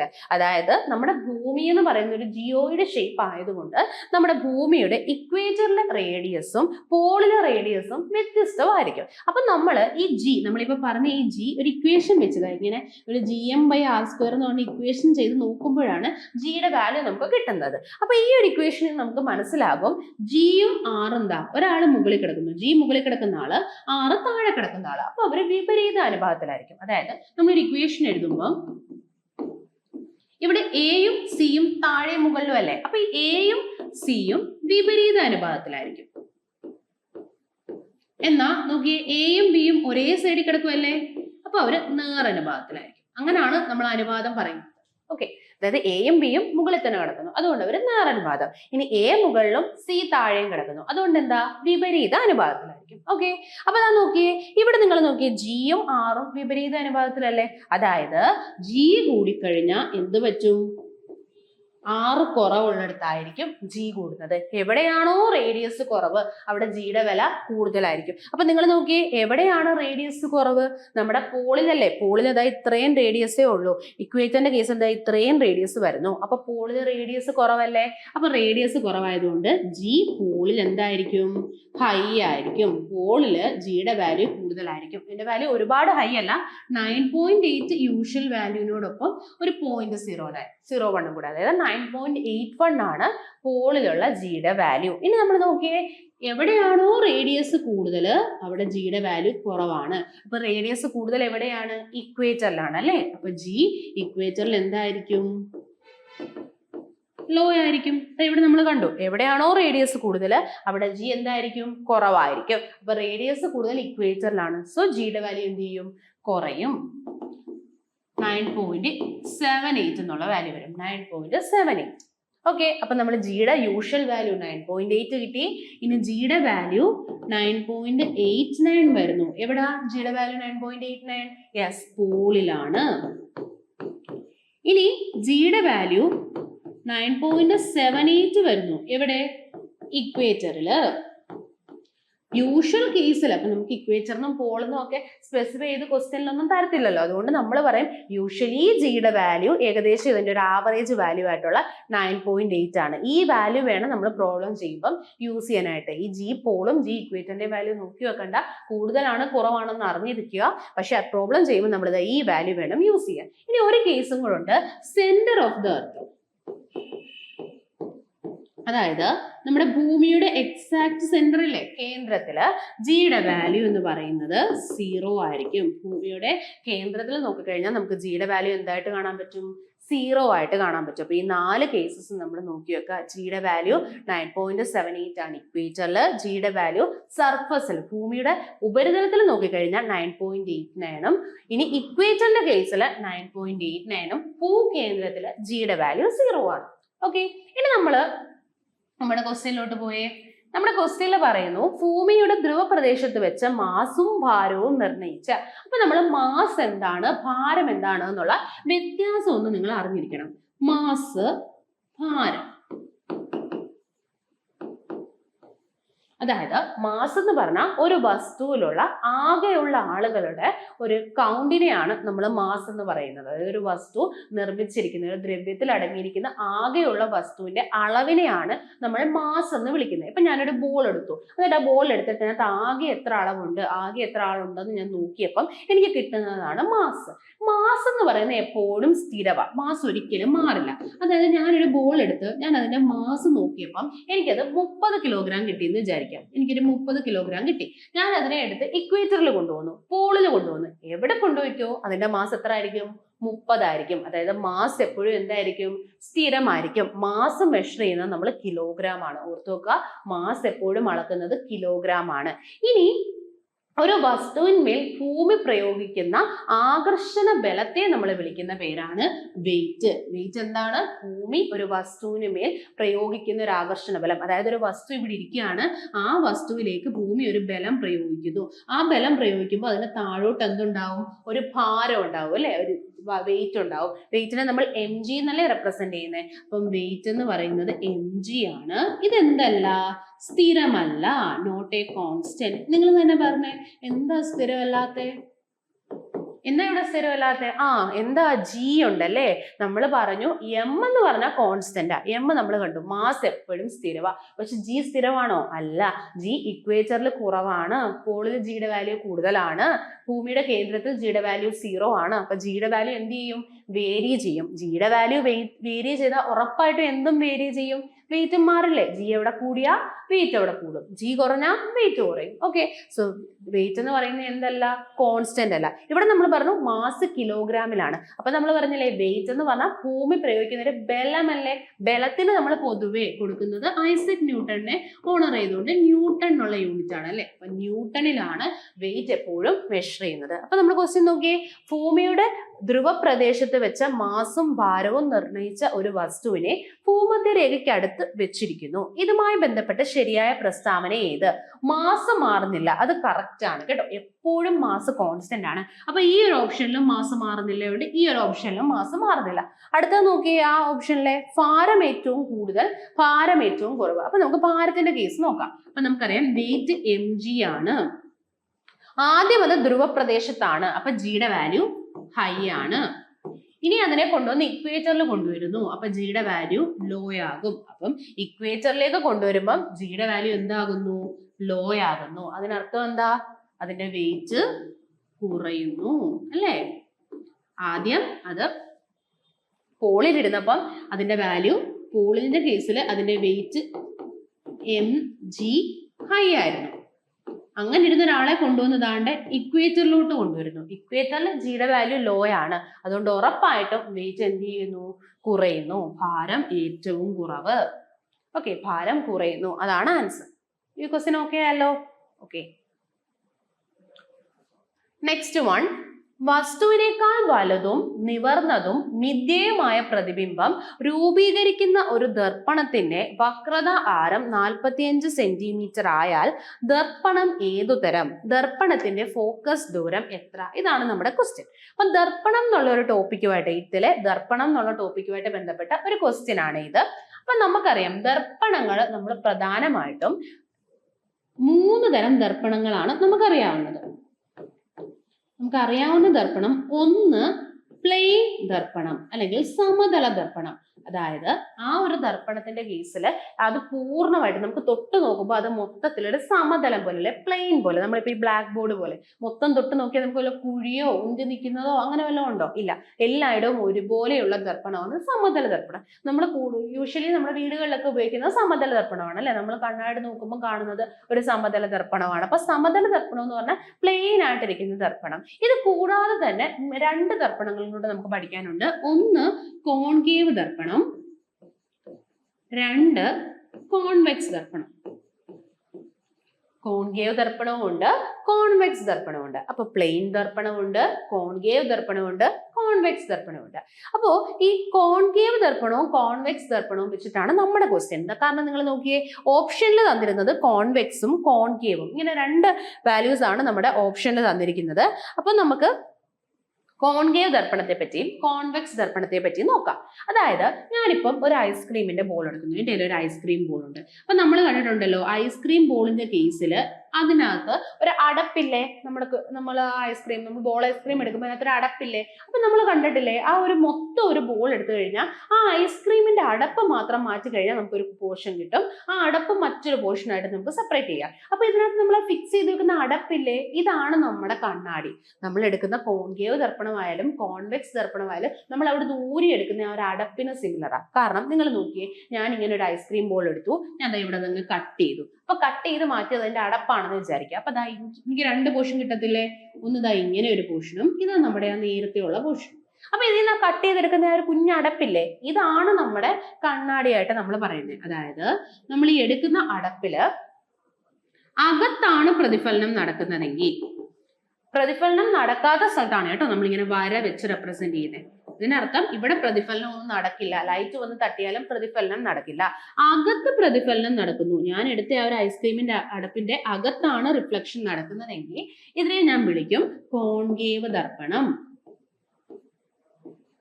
ഇനി പുറത്താണ് പ്രതിഫലനം നടക്കുന്നത്, നമ്മൾ എടുക്കുന്ന ആ ഒരു അടപ്പിന്റെ പുറത്താണ് പ്രതിഫലനം നടക്കുന്നത്, അതായത് അകത്ത് പ്രതിഫലനം നടക്കുന്നില്ല എങ്കിൽ അതിനെ കോൺവെക്സ് ദർപ്പണം. ഇപ്പൊ 2 തരം ദർപ്പണമുണ്ട്, കോൺകേവ് ദർപ്പണമുണ്ട്, കോൺവെക്സ് ദർപ്പണമുണ്ട്. കോൺകേവ് ദർപ്പണത്തിന് അകത്ത് പ്രതിഫലനം നടക്കും. ഇത് കുഴിഞ്ഞിരിക്കും, നിങ്ങൾക്ക് കാണാൻ പറ്റത്തില്ലേ, അകത്ത് കുഴിഞ്ഞല്ലേ ഇരിക്കുന്നത്. നമ്മുടെ സ്പൂൺ എടുക്കുവാണെങ്കിൽ സ്പൂണിന്റെ ഉൾവശം കോൺകേവ് ദർപ്പണമായിട്ടാണ് പറയുന്നത്. കാരണം സ്പൂണിന്റെ ഉൾവശം നിങ്ങൾക്ക് കാണാൻ പറ്റും, ഇങ്ങനെ കുഴിഞ്ഞാണ് ഇരിക്കുന്നത് അല്ലെ, കുഴിഞ്ഞിരിക്കും. എന്നാൽ കോൺവെക്സോ പുറത്തേക്ക് ഉന്തിയാണ് ഇരിക്കുന്നത്, ബൾജ്ഡ് ആയിട്ടിരിക്കും കേട്ടോ. ഓക്കെ, അപ്പൊ ഇങ്ങനെ 2 തരത്തിലുള്ള ദർപ്പണങ്ങളുണ്ട്. അപ്പൊ ഈ ദർപ്പണങ്ങളുടെ കേസിൽ നമ്മൾ ഇമേജ് ഫോർമേഷനിൽ അറിഞ്ഞിരിക്കേണ്ടത്, കോൺവെക്സിന്റെ കേസിൽ നിങ്ങൾ ആലോചിച്ചാൽ മതി, നമ്മുടെ വണ്ടികളിലൊക്കെ റിയർ വ്യൂ മിററായിട്ട് ഉപയോഗിക്കുന്നതാണ് നമ്മൾ കോൺവെക്സ് ദർപ്പണം. അപ്പൊ എപ്പോഴും കോൺവെക്സ് ദർപ്പണം നമുക്ക് എന്താ തരുന്നത്? ഒരു ചെറിയ ഇമേജ് ആയിരിക്കും നൽകുന്നത്, ഒരു ചെറിയ ഇമേജ്. നമുക്ക് നമ്മുടെ ആ ഒരു റിയർ വ്യൂ മിററിൽ നോക്കിക്കഴിഞ്ഞാൽ എല്ലാം കാണാൻ പറ്റില്ലേ, എല്ലാ വസ്തുക്കളും നമ്മൾ ചെറുതായിട്ടാണല്ലേ കാണുന്നത്. നമുക്കൊരു ചെറിയ ഇമേജ് ആണ് നൽകുന്നത്. അത് മാത്രമല്ല, അത് നിവർന്നല്ലേ ഇരിക്കുന്നത്. നമ്മൾ ആൾക്കാരെയൊക്കെ നേരെ തന്നെയല്ലേ കാണുന്നത്, തലതിരിഞ്ഞ് വല്ലതും ആണോ കാണുന്നത്? അല്ല, നമ്മൾ നിവർന്നാണ് കാണുന്നത്. നമ്മളൊരു ചെറിയ ഇമേജ് നിവർന്ന് കാണും. ഇനി അറിഞ്ഞിരിക്കണം, നിവർന്ന ഇമേജ് ആണെങ്കിൽ ഇത് ഇങ്ങനെ നേരെ ഇരിക്കുന്ന ഇമേജ് എന്ന് പറയുന്നത് മിഥ്യാപ്രതിബിംബമായിരിക്കും. അവരെന്തായിരിക്കും? മിഥ്യാപ്രതിബിംബമാണ്. അതായത് ഞാൻ ഈ പ്രതിബിംബം ഉണ്ടാകുമ്പോൾ ഇവിടെ തൊട്ടടുത്ത് കൊണ്ടുവന്ന് ഒരു സ്ക്രീൻ ഇങ്ങനെ വെച്ച് നോക്കുക. ഞാനിവിടെ സ്ക്രീനിൽ വെച്ചാൽ എനിക്ക് എന്ത് കിട്ടില്ല? ഒരു ഇമേജും കിട്ടില്ല, നോ ഇമേജ്.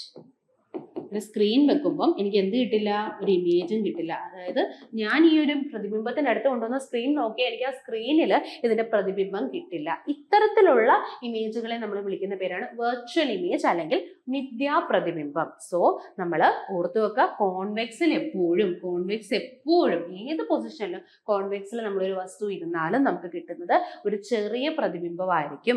അത് നിവർന്നതായിരിക്കും. ആ നിവർന്ന പ്രതിബിംബം എപ്പോഴും എന്തായിരിക്കും, മിഥ്യാ പ്രതിബിംബമായിരിക്കും. എന്നാൽ നമ്മുടെ കോൺകേവിനും വേറൊരു പ്രത്യേകതയുണ്ട്. അത് ചെറിയ പ്രതിബിംബം നൽകും, വലിയ പ്രതിബിംബം നൽകും, വസ്തുവിന്റെ അതേ സൈസുള്ള പ്രതിബിംബം നൽകും കേട്ടോ. ചെറിയത് നൽകും, വലിയ പ്രതിബിംബം നൽകും, സെയിം സൈസുള്ള പ്രതിബിംബവും നൽകും. ഇതാണ് നമ്മുടെ കോൺകേവിന്റെ പ്രത്യേകത. അതുപോലെ തന്നെ കോൺകേവ് യഥാർത്ഥ പ്രതിബിംബവും നൽകും, വെർച്വൽ പ്രതിബിംബവും നൽകും. യഥാർത്ഥ പ്രതിബിംബവും നൽകും, മിഥ്യാ പ്രതിബിംബവും നൽകും. അപ്പൊ ഞാൻ നേരത്തെ പറഞ്ഞു, വെർച്വൽ ഇമേജ് ആണെങ്കിൽ, വെർച്വൽ എന്ന് പറഞ്ഞാൽ നമുക്ക് സ്ക്രീനിൽ കിട്ടാൻ പറ്റാത്തത്, അതെപ്പോഴും എന്തായിരിക്കും, നിവർന്നതാണ് അല്ലേ. എന്നാൽ യഥാർത്ഥ പ്രതിബിംബം എന്ന് വെച്ചാൽ ഇപ്പൊ ഒരു പ്രതിബിംബം ഉണ്ടായി, ഒരു സ്ക്രീൻ വെച്ചാൽ എനിക്ക് എന്ത് കിട്ടും, ആ സ്ക്രീനില് ഇമേജ് കിട്ടും. ഇതാണ് എന്ത് ചെയ്യും, ഇമേജ് ഫോം ചെയ്യും. ഇതാണ് യഥാർത്ഥ പ്രതിബിംബത്തിന്റെ പ്രത്യേകത. നമ്മൾ അതിന്റെ അടുത്ത് കൊണ്ടുവന്ന സ്ക്രീൻ വെച്ചാൽ സ്ക്രീനിൽ നമുക്ക് ആ ഇമേജിനെ കാണാൻ പറ്റും. ഈ യഥാർത്ഥ പ്രതിബിംബം എപ്പോഴും ആലോചിക്കുക, അത് തല തിരിഞ്ഞതായിരിക്കും. ഓക്കെ, യഥാർത്ഥ പ്രതിബിംബം എപ്പോഴും എന്തായിരിക്കും, തല തിരിഞ്ഞതാണ്. ഇത്രയും മനസ്സിലായല്ലോ. ഓക്കെ, അപ്പൊ നമ്മുടെ ക്വസ്റ്റ്യൻ നോക്കാം. വസ്തുവിനേക്കാൾ വലുതും നിവർന്നതും മിഥ്യയുമായ പ്രതിബിംബം. അപ്പൊ നോക്കിയേ, വലിയ പ്രതിബിംബം. അപ്പൊ നമ്മൾ ആരുടെ കേസിലാ വലിയ പ്രതിബിംബം പഠിച്ചേ, കോൺകേവിന്റെ കേസിലാണ് അല്ലെ. കോൺകേവ് ആണ് വലുത്, ചെറുത്, അതുപോലെ തന്നെ സെയിം സൈസ് നൽകുന്നത്. അപ്പൊ നിങ്ങൾ നോക്കിയേ, ഈ ഒരു ഓപ്ഷനിൽ നമുക്ക് കോൺവെക്സ് ഉത്തരത്തിൽ വരുമോ? കാരണം എന്താ, കോൺവെക്സ് എപ്പോഴും ഏത് പൊസിഷനിലായാലും ചെറിയ ഇമേജാ തരുന്നത്. അപ്പൊ ചെറിയ ഇമേജ് ഒന്നും തന്നിട്ടില്ല, അതുകൊണ്ട് ആൻസർ എന്ത് വരില്ല, കോൺവെക്സും നമ്മുടെ ആൻസറിൽ വരില്ല. കാരണം കോൺവെക്സ് ആയിരുന്നെങ്കിൽ ക്വസ്റ്റ്യനിൽ പറഞ്ഞേനെ ചെറിയ എന്ന് പറഞ്ഞേനെ. കോൺവെക്സ് ഒരിക്കലും വലുത് തരത്തില്ല. അപ്പൊ നമുക്ക് ഈ കോൺവെക്സ് പറ്റില്ല. അപ്പൊ കോൺകേവ് വരുന്ന 2 ഓപ്ഷനേ ഉള്ളൂ. പിന്നെ തന്നിരിക്കുന്നത്, അപ്പൊ നമുക്ക് തന്നിരിക്കുന്ന ക്വസ്റ്റ്യനിൽ നിന്ന് നമ്മൾ മനസ്സിലാക്കുക, തന്നിരിക്കുന്നത് ഒരു കോൺകേവ് ദർപ്പണമാണ്. അപ്പൊ കോൺകേവ് ദർപ്പണത്തിന്റെ റേഡിയസ് തന്നിട്ടുണ്ട്. നിങ്ങളോട് ചോദിച്ചിരിക്കുന്നത് ഫോക്കൽ ലെങ്ത് എത്രയാണ്. അപ്പൊ എന്താണ് റേഡിയസ്, ഫോക്കൽ ലെങ്ത് എന്നൊക്കെ നമ്മളൊന്ന് അറിഞ്ഞിരിക്കണം ഒരു ദർപ്പണവുമായിട്ട് ബന്ധപ്പെട്ട്. അപ്പൊ നമ്മൾ നോക്കിയേ, ഞാൻ നേരത്തെ പറഞ്ഞില്ലേ, നമ്മൾ ഈ ദർപ്പണങ്ങൾ, കോൺകേവ് ദർപ്പണം ആയിക്കോട്ടെ, കോൺവെക്സ് ദർപ്പണം ആയിക്കോട്ടെ, നമ്മൾ എന്ത് ചെയ്യുന്നു, നമ്മുടെ ഐസ്ക്രീം ബോളി നമ്മൾ കട്ട് ചെയ്തെടുത്ത പീസാന്ന് പറഞ്ഞു അല്ലെ. ഐസ്ക്രീം ബോളിന്റെ ക്യാപ്പാണ്. അപ്പൊ ആ മൊത്തത്തിലൊരു ബോള് അല്ലെങ്കിൽ ഒരു സ്ഫിയർ എന്ന് പറയാം, ഗോളം കേട്ടോ. നമ്മൾ 2Dയിലൊക്കെ നമ്മൾ എപ്പോഴും സർക്കിൾ വെച്ച് വരയ്ക്കും. പക്ഷെ സർക്കിൾ നമുക്ക് 3Dയിൽ യൂസ് ചെയ്യാൻ പറ്റില്ല. അപ്പൊ നമ്മൾ അവരെ ആരെ യൂസ് ചെയ്യണം, ഗോളത്തെ എടുക്കണം അല്ലെങ്കിൽ സ്ഫിയർ എടുക്കണം. ഞാൻ ഇങ്ങനെ ഒരു സ്ഫിയർ എടുത്തു. ഈ സ്ഫിയറിൽ നിന്നും ഞാനൊരു ചെറിയ പോർഷൻ കട്ട് ചെയ്തെടുക്കുവാണ്. ഞാൻ ഒരു അടപ്പിന് ആവശ്യമുള്ള ഇത്രയും പോർഷൻ എന്താ കട്ട് ചെയ്തെടുത്തു.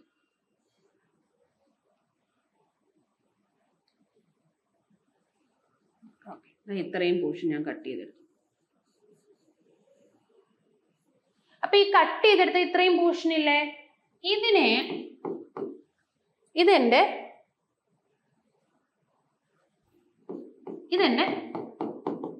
കോൺകേവ് ദർപ്പണമാണ്. നമ്മുടെ ക്വസ്റ്റ്യനിൽ കോൺകേവ് ദർപ്പണമല്ലേ പറഞ്ഞത്, അതുകൊണ്ട് നമുക്ക് ഇവിടെ കോൺകേവ് തന്നെ പറയാം. അപ്പൊ ഇത് കട്ട് ചെയ്തെടുക്കുമ്പോൾ ഇവിടെ ഇതൊരു സ്പിയർ അല്ലേ, ഇതിനൊരു സെന്റർ കാണില്ലേ. അപ്പൊ നമ്മൾ ഇത് കട്ട് ചെയ്തത് ഒരു സ്പിയറിൽ നിന്നല്ലേ. അപ്പൊ ഈ സ്പിയറിന്റെ സെന്ററിനെ നമ്മൾ വിളിക്കുന്ന പേരാണ് വക്രതാ കേന്ദ്രം അല്ലെങ്കിൽ സെന്റർ ഓഫ് കർവേച്ചർ. വക്രതാ കേന്ദ്രം, സെന്റർ ഓഫ് കർവേച്ചർ. ഇനി ഈ സെന്റർ ഓഫ് കർവേച്ചർ കിട്ടി. അപ്പൊ ഈ സെന്റർ ഓഫ് കർവേച്ചറിൽ നിന്നും ഞാൻ എങ്ങോട്ടും ഒരു ലൈൻ വരച്ച, ഇങ്ങോട്ടായിക്കോട്ടെ, അല്ലെങ്കിൽ ഈ മിററിലോട്ടായിക്കോട്ടെ.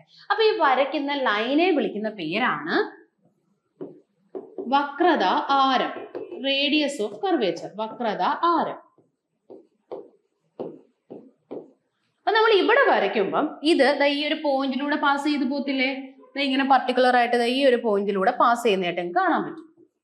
ഈ പോയിന്റിലൂടെ അല്ലേ ഇത് പാസ് ചെയ്യുന്നത്. ഇവിടെ നമ്മളൊരു റേഡിയസ് ഓഫ് കർവേച്ചർ വരയ്ക്കുമ്പോൾ ഈ ഒരു പോയിന്റിലൂടെയാണ് പാസ് ചെയ്യുന്നത്. ഈ ഒരു പോയിന്റിന്റെ പ്രത്യേകത എന്ന് പറഞ്ഞാൽ നമ്മൾ എടുക്കുന്ന ഈ ഒരു ദർപ്പണത്തിന്റെ എക്സാക്ട് സെന്ററിൽ വരുന്ന പോയിന്റ് ആണ് ഇത്. അതായത് നമ്മളാ എടുത്ത ദർപ്പണത്തിന്റെ മൊത്തത്തിൽ ആ ഒരു ദർപ്പണം എടുത്താൽ അതിന്റെ സെന്ററിൽ ഒരു പോർഷൻ വരില്ലേ, ആ പോയിന്റിനെ വിളിക്കുന്ന പേരാണ് പോൾ. എന്തെന്ന് വിളിക്കും? പോൾ. അതായത് ഒരു മിററിന്റെ സെന്ററിനെ നമ്മൾ വിളിക്കുന്ന പേരാണ് പോൾ. അപ്പൊ നമ്മുടെ പോളും അതോടൊപ്പം നമ്മുടെ സെന്റർ ഓഫ് കർവേച്ചർ വക്രതാ കേന്ദ്രത്തെയും ജോയിൻ ചെയ്യുന്ന ലൈനാണ് ആക്ച്വലി എന്ത്? റേഡിയസ് ഓഫ് കർവേച്ചർ അല്ലെങ്കിൽ വക്രതാരം.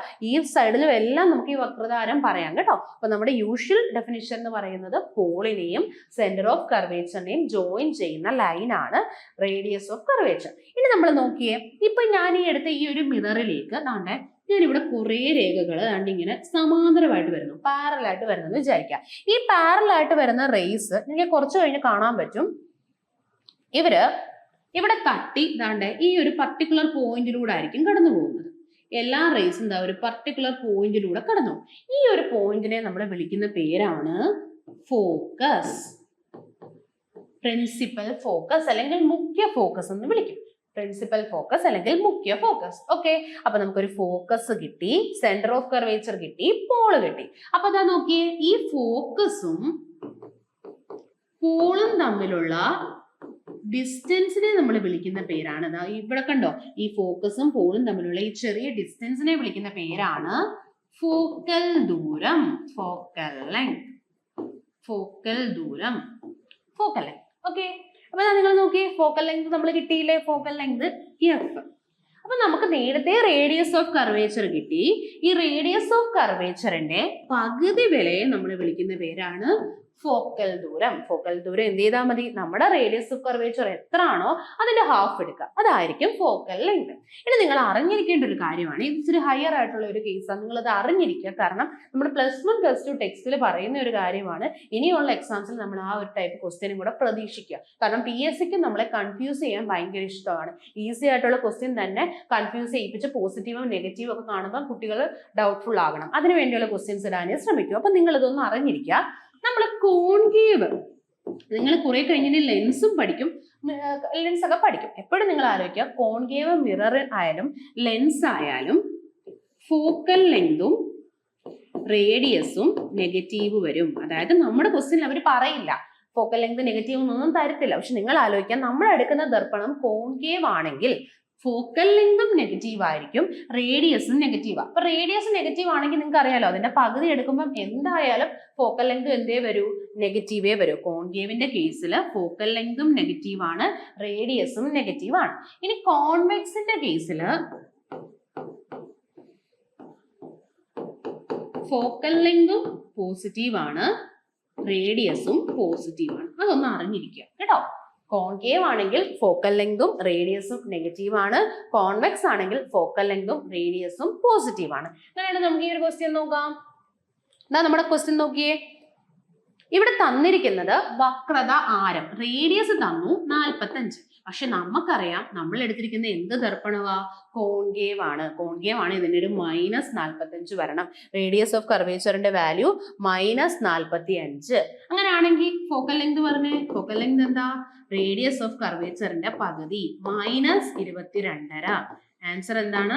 -22.5. എനിക്ക് തോന്നുന്നു ഈ ഒരു ക്വസ്റ്റ്യന്റെ കേസിൽ ഇവിടെ മൈനസ് കാണും, ചിലപ്പോൾ ഒരു ടൈപ്പിംഗ് മിസ്റ്റേക്ക് ആയിരിക്കാം. കാരണം ഇവിടെ പ്ലസ് മൈനസ് എന്നുള്ള രീതിയിലല്ലേ വരണ്ടേ. അപ്പൊ നിങ്ങൾ നോക്കിയേ, ഇവിടുത്തെ ആൻസർ കോൺകേവ് ദർപ്പണം, ഇവിടെ ഞാൻ ഇവിടെ നോക്കിയേ, ആൻസർ ഒന്നെങ്കിൽ നമുക്ക് കോൺകേവ് ദർപ്പണം വരാം. ഇവിടെ ഒരു കോൺകേവ് ഉണ്ട്, അത് ഇവിടെ ഒരു കോൺകേവ് ഉണ്ട്. നമുക്ക് കിട്ടിയ ഫോക്കൽ ലെങ്ത് എത്ര? 22.5. ഓർത്ത് വെക്കുക, മൈനസ് ഉണ്ട് കേട്ടോ, -22.5. അപ്പൊ ഇവിടെ നമുക്ക് ഒന്നെങ്കിലും ടൈപ്പ് ചെയ്തപ്പോൾ ഉള്ളൊരു മിസ്റ്റേക്ക് ആയിരിക്കാം. ഇല്ല, നിങ്ങൾക്ക് ഇപ്പൊ ഇങ്ങനെ ടൈപ്പിംഗ് മിസ്റ്റേക്ക് അല്ല, ഇങ്ങനെ ഒരു ഓപ്ഷൻ മാത്രമേ ഉള്ളെങ്കിൽ നമ്മൾ ഇത് എന്ത് ചെയ്യുക? നമ്മൾ മാർക്ക് ചെയ്യുക. കാരണം ബാക്കി തന്നിരിക്കുന്ന ഒന്നും ഇതുമായിട്ട് സ്യൂട്ടബിൾ അല്ല. ഈ 22.5 മാത്രമേ ഉള്ളൂ. പിന്നെ ഓർത്ത് വെക്കുക, കോൺകേവ് ആണെങ്കിൽ എപ്പോഴും നെഗറ്റീവ് കൊടുക്കണം, കോൺവെക്സ് ആണെങ്കിൽ എപ്പോഴും പോസിറ്റീവ് കൊടുക്കണം. അപ്പൊ നമ്മുടെ കറക്റ്റ് ആൻസർ ഓപ്ഷൻ ഡി ആണ്. കോൺകേവ് ദർപ്പണം ഫോക്കൽ ലെങ്ത് -22.5. ഓക്കെ, പിന്നെ സെന്റിമീറ്റർ ആണോ എന്നും നോക്കണം കേട്ടോ. ഇവിടെ സെന്റിമീറ്റർ ആണ്, ഇവിടെ സെന്റിമീറ്റർ തന്നെ തന്നിരിക്കുന്നത്. ചിലപ്പോൾ നമ്മളെ ഡൗട്ട്ഫുൾ ആക്കാൻ മീറ്ററിലോട്ടൊക്കെ കൺവേർട്ട് ചെയ്യും. അതും കൂടെ ശ്രദ്ധിച്ച് ചെയ്യണം. നെക്സ്റ്റ് വൺ, ഊതി വീർപ്പിച്ച ബലൂൺ അല്പനേരം വെയിലത്ത് വെച്ചാൽ പൊട്ടാൻ കാരണം. ഇത് നിങ്ങൾ ലോജിക്കലി തിങ്ക് ചെയ്ത് ഈ ഇക്വേഷനിലോട്ട് എത്തിച്ചേരാം. അപ്പൊ നമ്മൾ ആലോചിച്ച് നോക്കിയേ, നമ്മുടെ കയ്യിലൊരു ബലൂൺ ഉണ്ട്. ഓക്കെ, ആ ബലൂണിന്റെ കേസിൽ അതിൻ്റെ അകത്തൊരു വോളിയം ഉണ്ട്. ഇങ്ങനെ ഇരിക്കുന്ന ബലൂണാണ്. നമ്മൾ ആദ്യം ഇങ്ങനെ ബലൂണൊക്കെ ഊതി വീർപ്പിച്ച് ഇങ്ങനെ എന്നിട്ട് നമ്മൾ എന്ത് ചെയ്യുന്നു, ഇങ്ങനെ ഇരുന്ന ബലൂണിനെ ഞാനങ്ങ് വെയിലത്ത് കൊണ്ടുവന്ന് വെച്ചു. അപ്പൊ ഞാൻ വെയിലത്ത് കൊണ്ടുവെക്കുമ്പോൾ അവിടെ എന്തായാലും എന്തുണ്ട്, വെയിലത്ത് വെക്കുമ്പോൾ ടെമ്പറേച്ചർ അല്ലേ, അപ്പൊ ടെമ്പറേച്ചറും വോളിയത്തിനുമാണ് മാറ്റം അല്ലേ. നമ്മൾ ഊതി വീർപ്പിച്ച ബലൂൺ എന്ന് പറഞ്ഞാൽ ബലൂൺ ഊതി വീർപ്പിക്കുമ്പോൾ അതിനകത്ത് വായു കൂടും. വായു കൂടുമ്പോൾ അതിനകത്ത് ഉണ്ടാകുന്ന വോളിയം കൂടും അല്ലെ, വോളിയം കൂടി. അപ്പൊ അപ്പം വോളിയം ആണ്. പിന്നെ നമ്മൾ കൊണ്ടുവന്ന് വെയിലത്ത് വെച്ചു എന്നിട്ട് ടെമ്പറേച്ചറിനാണ് മാറ്റം വരുന്നത്. അപ്പൊ നിങ്ങൾ ആലോചിച്ച് നോക്കിയേ, ഇത് ഏത് നിയമമാണ്? ഏതെങ്കിലും നിയമം നിങ്ങൾക്ക് ഓർമ്മ വരുന്നുണ്ടോ? നമ്മൾ ഊതി വീർപ്പിച്ച ബലൂൺ അല്പസമയം വെയിലത്ത് വെച്ച് അത് പൊട്ടിപ്പോകാൻ കാരണം ഇത് ഏത് നിയമത്തിന്റെ ആപ്ലിക്കേഷൻ ആണ്? കഴിഞ്ഞ മാരത്തണിൽ നമ്മൾ പറഞ്ഞതാണ്. ഇത് ചാൾസ് ലോയുടെ ആപ്ലിക്കേഷൻ ആണ് കേട്ടോ, ചാൾസ് ലോ. അപ്പൊ ചാൾസ് ലോ എന്താ പറയുന്നത്? നമ്മൾ ഏതെങ്കിലും ഒരു വാതകം നിറച്ചു കഴിഞ്ഞാൽ ആ വാതകത്തിനുണ്ടാകുന്ന വോളിയവും താപനിലയും നേരനുപാതത്തിലായിരിക്കും. വോളിയവും ടെമ്പറേച്ചറും നേരനുപാതത്തിലായിരിക്കും. നിങ്ങൾ ആലോചിക്കണം, PVT ഇതിന് മൂന്നിനെയും വെച്ചിട്ടാണ് നമ്മൾ ഗ്യാസ് ലോസ് പറയുന്നത്. ഇവിടെ നമ്മൾ വോളിയവും ടെമ്പറേച്ചറും പറഞ്ഞില്ലേ, വോളിയവും ടെമ്പറേച്ചറും തമ്മിലൊരു ബന്ധം പറയുമ്പോൾ പറയാത്ത ആള് നമ്മുടെ പ്രഷർ അല്ലേ, അവനൊരു വിഷമം വരുന്നില്ല, അവനെ പറഞ്ഞില്ല. അപ്പൊ നമ്മൾ അവനെ എന്ത് ചെയ്യണം, അങ്ങ് കോൺസ്റ്റന്റ് ആക്കി നിർത്തണം. അതായത് പ്രഷർ കോൺസ്റ്റന്റ് ആക്കി നിർത്തി. അപ്പൊ അവന്റെ വിഷമവും അങ്ങ് മാറി, നമ്മൾ പ്രഷറിനെയും കൂടി ഇൻക്ലൂഡ് ചെയ്തു. ഓക്കെ, അപ്പം വോളിയവും ടെമ്പറേച്ചറും റിലേഷൻ എഴുതി ആരെയാണോ പറയാത്ത അവനെ കോൺസ്റ്റന്റ് ആക്കി വെച്ചു.